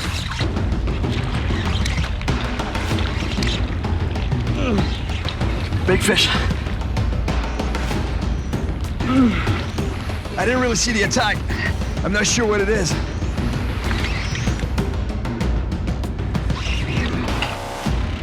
That's a huge fish. That's a big fish. If it's a trident, a wolffish, it's a giant one. Oh man, stuck on the rocks. Oh no, it's a payara. It's a vampire fish. Big one.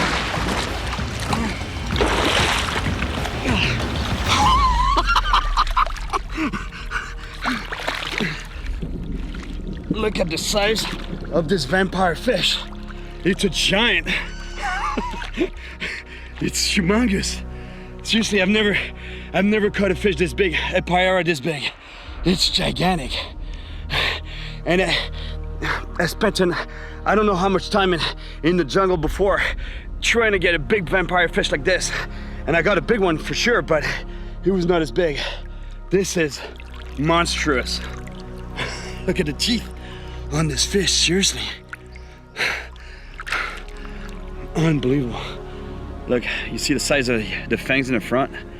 They can't lodge themselves in the mouth, so that's why there's two openings, two slots in the upper jaw that fit the teeth. That's how fishing goes. It's crazy, you know, like I'm chasing a monster wolffish and I catch a giant payara. Giant payara. All right, buddy. Send him right back to where it belongs. It's tired. Big fight. Incredible. I was really lucky to catch that monster, especially with a surface lure. But to increase my odds of catching a huge wolffish, I'll need to put a big natural bait on the river bottom.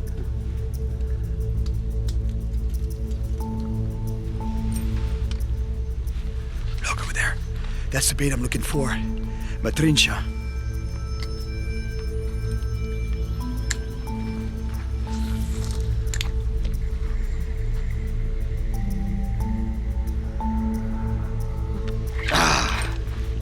They love little spinners like this, you know. And those fish, they're usually found underneath trees like this, underneath the vegetation, waiting for fruit or seeds to fall in the water, and they eat that. But for some reason, they also love spinners. There's one more over there.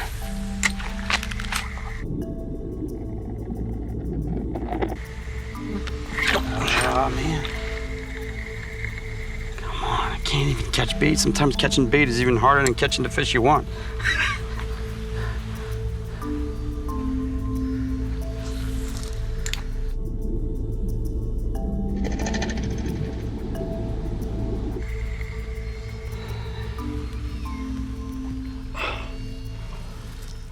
Whoa, Neil, look over there. Look. That's good bait right there. Oh man. That's really good bait. The problem is that to catch a Neil, I can't catch it on a spinner. I need bait too. But I have a plan and the gear to make it happen.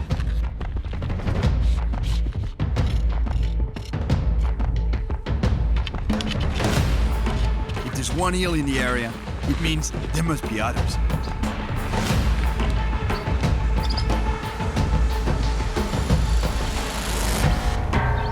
Sometimes you gotta do what you gotta do to catch bait. But to catch him, first you gotta find him. One good thing about getting in these murky waters is that the bugs will leave me alone for a while.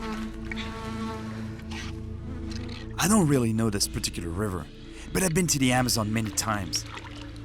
It's rare that animals will attack humans, but you have to keep your guard up with caimans, piranhas, electric eels, and stingrays around.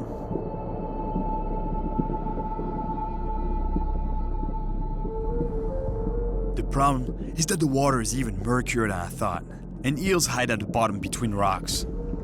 So I have no choice but to go deep.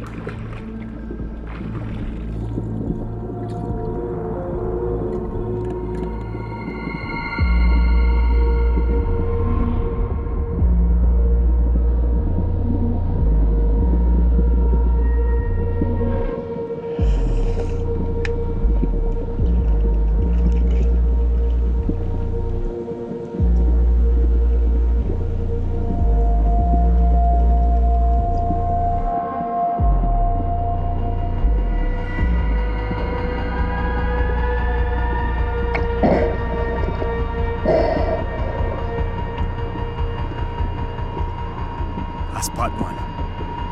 Right there. It's not as big as I'd like, but I need bait. It's swimming to deeper waters. I can't let it escape.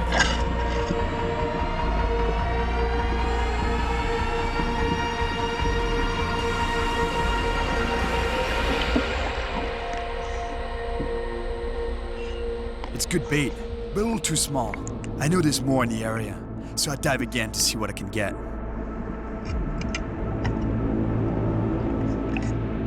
I've just spotted another one.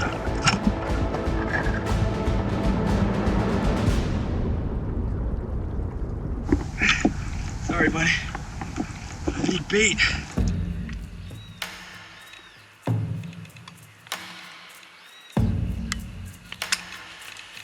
When looking for a rare monster in such an isolated part of the world, it's about putting the odds in your favor with no compromise on the gear, especially high-quality line and hooks.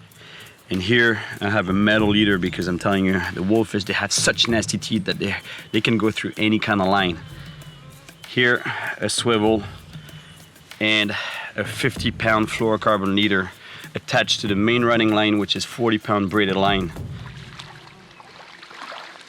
Now let's go try to catch a monster fish.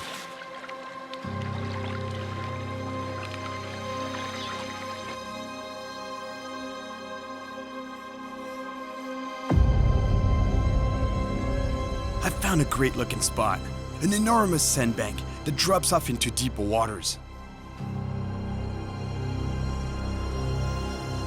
Prey tends to collect near these drop-offs, and that attracts predators.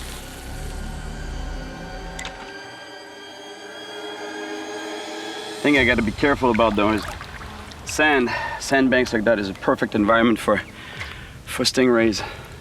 Freshwater stingray venom hurts so much that these animals are one of the most feared in the entire Amazon. Right there, stingray, look. Oh, man. Took up from there, it was buried in the sand. That's exactly what they do. I mean, they love sandy areas like this. That's where they live. And the shallow, sandy areas like this is, I always see stingrays in those type of environments. I guess it's the sun, you know, because they sun themselves up on the beaches, like on the sand. When I walk around, I gotta be really careful. You don't want to step on a stingray. You really don't. Its venom causes such intense pain that locals even nicknamed this animal the "wish you were dead" fish.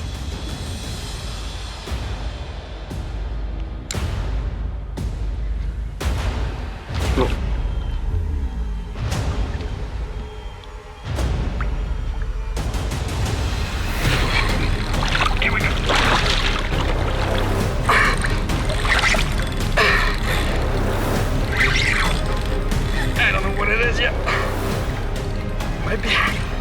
Might be a wolffish.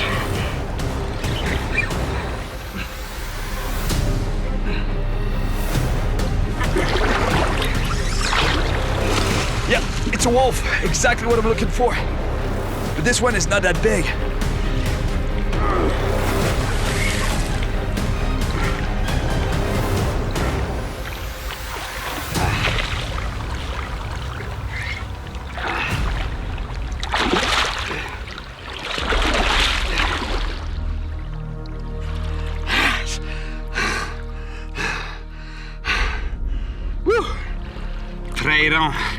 As it's called in Brazil. In English, this fish is called a neymar, also commonly called a wolffish. Perfect predator. I mean, look at the colors. Super camouflage. The brown, greenish color on the head and on the rest of the body, because they can camouflage on a dark sandy bottom or in between rocks, ready to pounce on anything that swims by.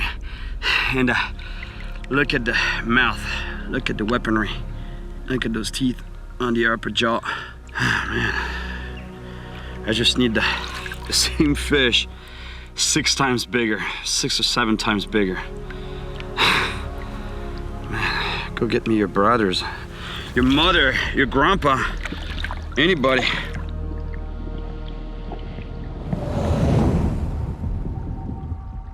That was a good spot, but I think I'll find even better ones around the islands in the river. But to get there, I'll have to swim to them. Yeah, I think I can cross to the other side here. This current, but it doesn't seem too bad. And I see some rocks over there. It's good. All right, it's doable. All right, let's get some dry wood.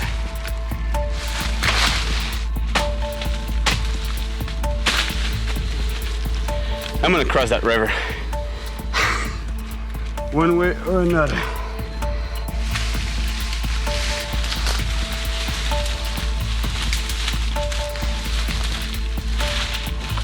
I can't swim with my bag. It's too heavy. So I make a raft for it.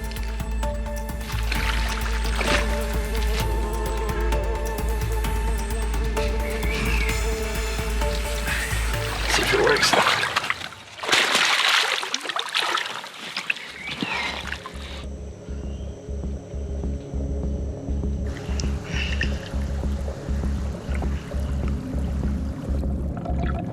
I've done this many times, but the water is moving faster than I thought. I have to make sure my crew and I don't get swept away.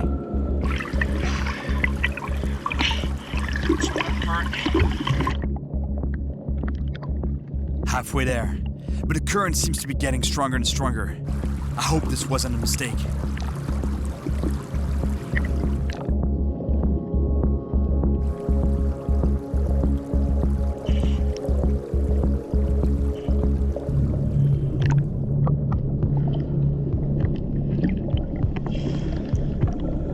Yeah, we made it.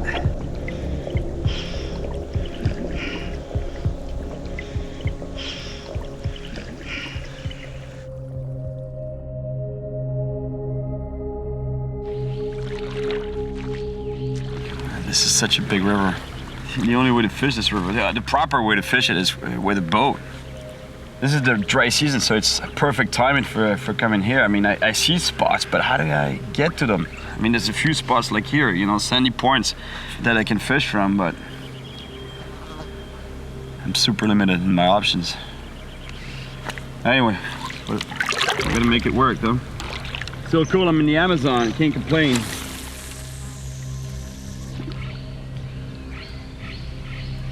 To be able to cast into the deeper part of this pool, I need to stand on the sandbank. But the water's kind of murky, and I can't see the bottom. I'm worried there might be stingrays around.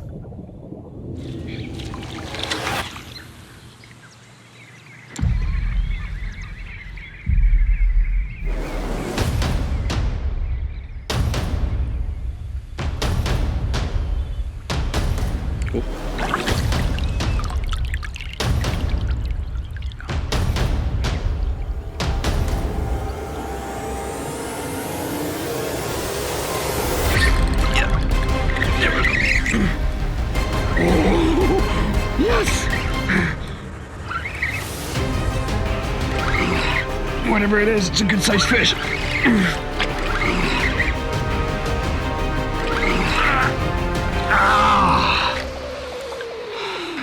Broke me off.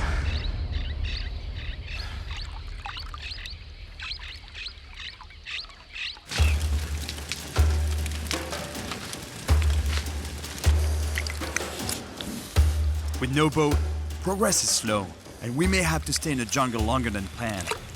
Our food supply being limited, we have to start saving it. So today, we're eating our bait.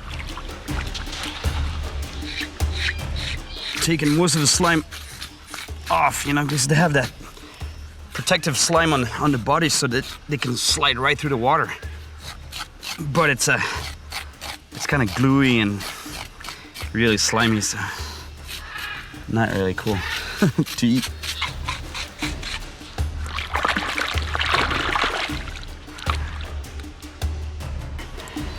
I'm not sure my crew is looking forward to this. You guys are gonna enjoy this. My crew's looking at me like, are we gonna eat this? You've eaten this before? Yeah, it's really good.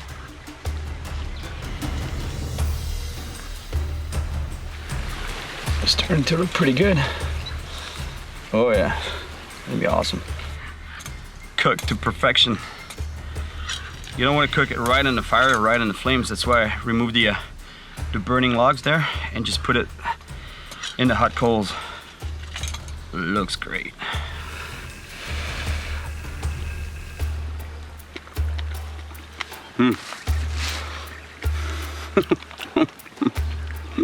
It's awesome. Really good. So tasty. It's not chewy at all. It's perfect. Seriously, it's a...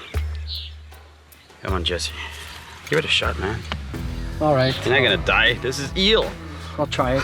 It's really good. There you go. So?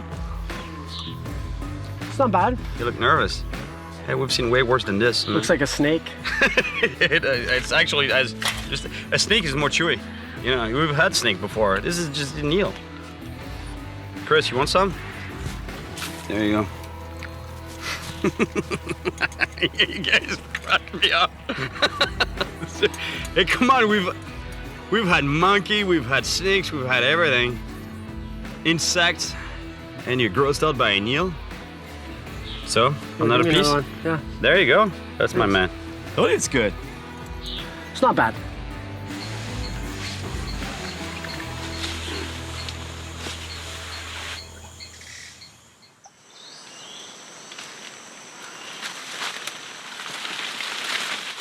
Since we ate the second eel, I have no choice but to find some new bait.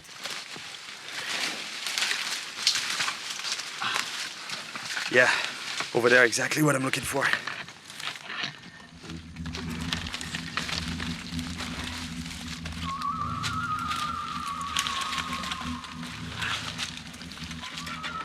Look right there, that plant.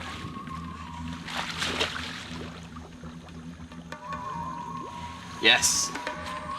I hate plastic bottles.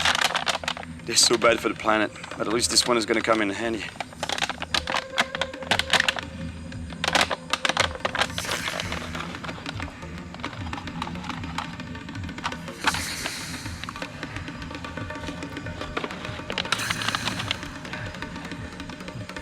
There you go. You see where I'm going with this? This is a makeshift bait trap.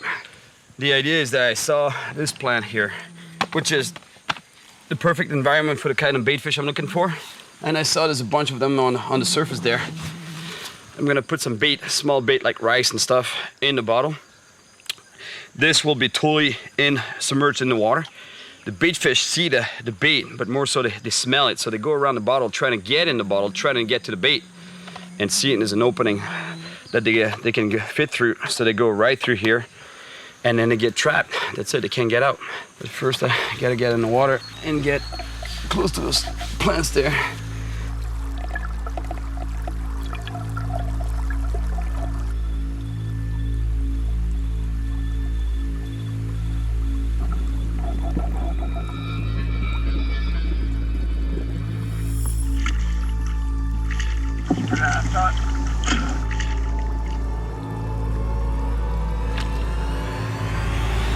Thicker plants over there, see? Tuviras, that's what they're called. I don't even know their name in English. Those bait fish, they love those type of environments. They love those plants, but they hate the light of day. So usually they'll be in the thicker stuff, you know, where light penetration is at the lowest. And it should be there. The problem is I gotta swim underneath that mat all the way to there. And it's a very good environment for anacondas. Anacondas can grow to almost 30 feet long and are constrictor snakes. They have no venom, but are so powerful they can wrap around their prey and squeeze them to death, or even drown them.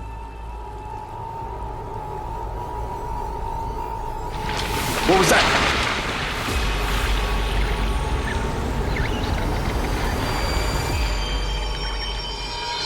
Oh, it's a tapir. Nice. What a relief. An animal that's completely harmless.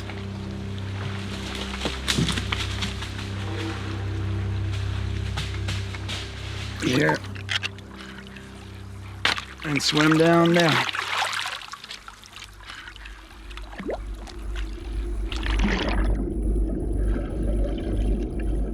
I have to put my bait trap underneath these floating plants at their thickest point.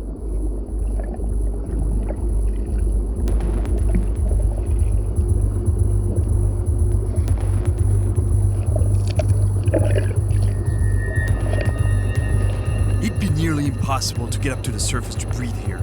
The plants are too thick. I place my trap and start making my way back out.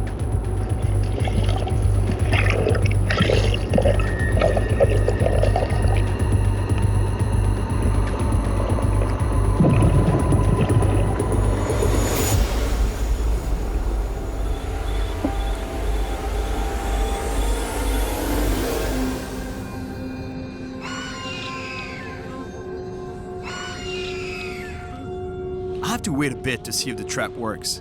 In the meantime, I'll try to grab some sleep. But with all the bugs around, it's pretty tough to nod off.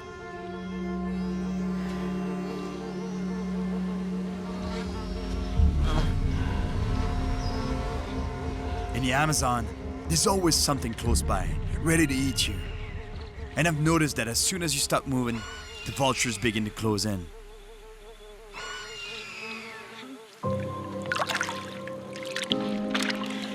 There we go. Oh. Yes! Check this out. Check it out. You see them? Tuiras. That's the fish I was chasing. That's exactly it. Oh man. All right, let's get out of here. Let's go fishing. I might have some bait fish now, but only 2 of them. I hope this time I don't get broken off. Otters, that's cool. They're gonna spook the fish though.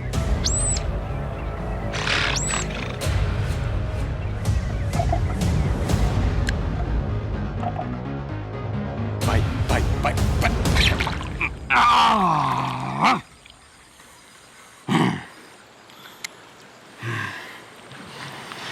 Oh man, there's some teeth down there, that's for sure. Check this out, they took the bait.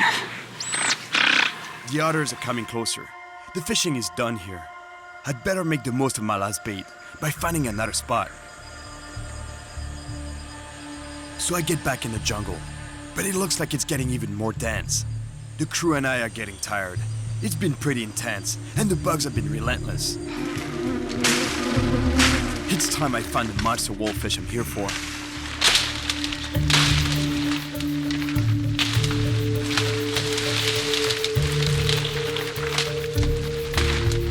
Guys, I think I found lunch.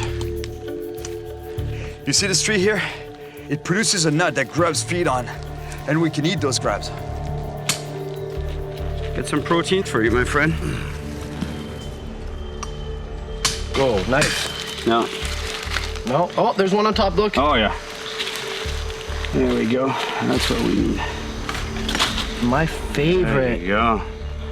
Grubs. Here he is. Some protein. Here he is. You've been there already, right? Full of protein. Take the head off. Yeah, right here. Ooh, nice and juicy. My favorite. This will get you going. That's what you need. The best thing you could eat in the jungle. Yep. This one's empty. You see the hole there? It burrowed through the shell. There was actually two grubs in there. Oh yeah, there's a client in there. Come on, buddy. There you go. Delicious. It's good. Tastes like a grub from the Amazon. All right, let's keep moving. Let's go. Yeah.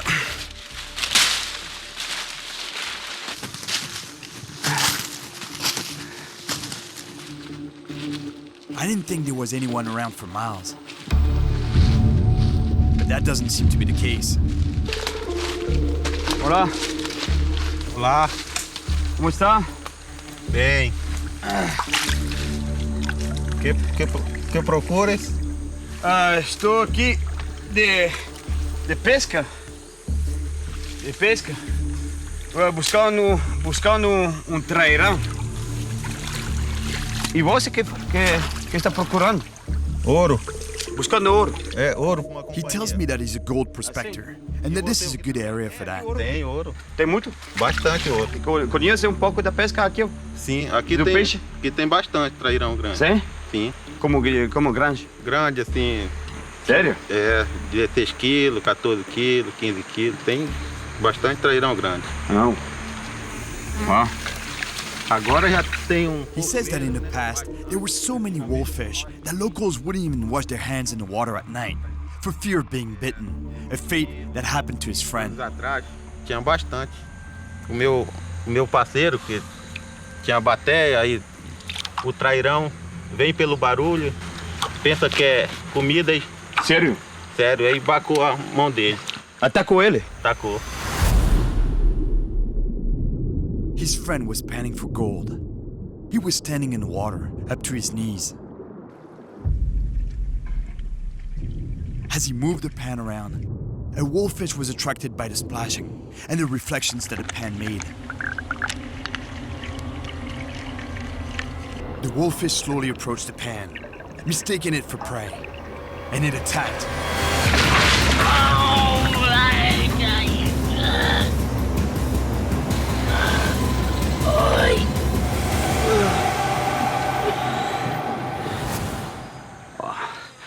I told you. I mean, I've heard stories like that in the Amazon. Que história. O que está comendo ele? Tá comendo macaco. Cabeça do macaco. É. Verdade. Isso? É bom? É cabeça de macaco. Muito bom. Muito. Você? Dá mais de inteligência? Mais inteligente. The prospector offers to take me further upriver, to a place where locals have seen very large wolffish. Oh man, it feels nice to be on a boat.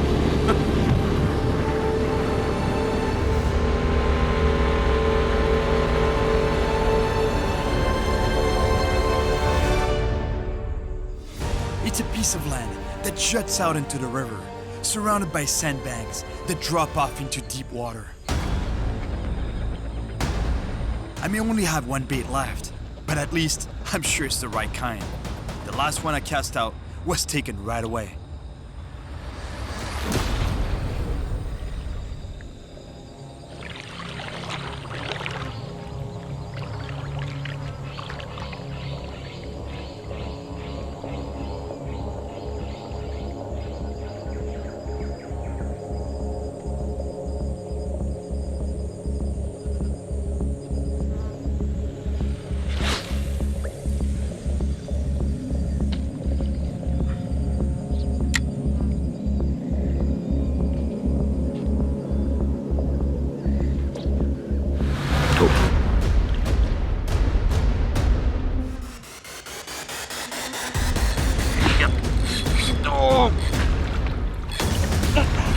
Here we go.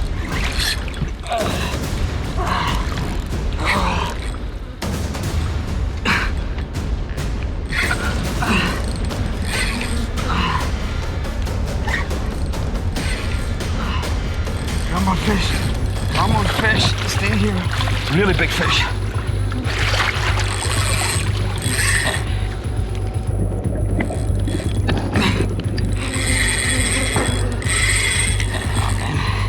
Spooning me.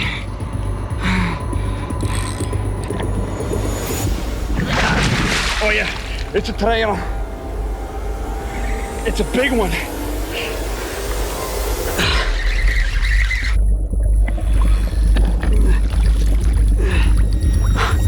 He's a brute. He's huge.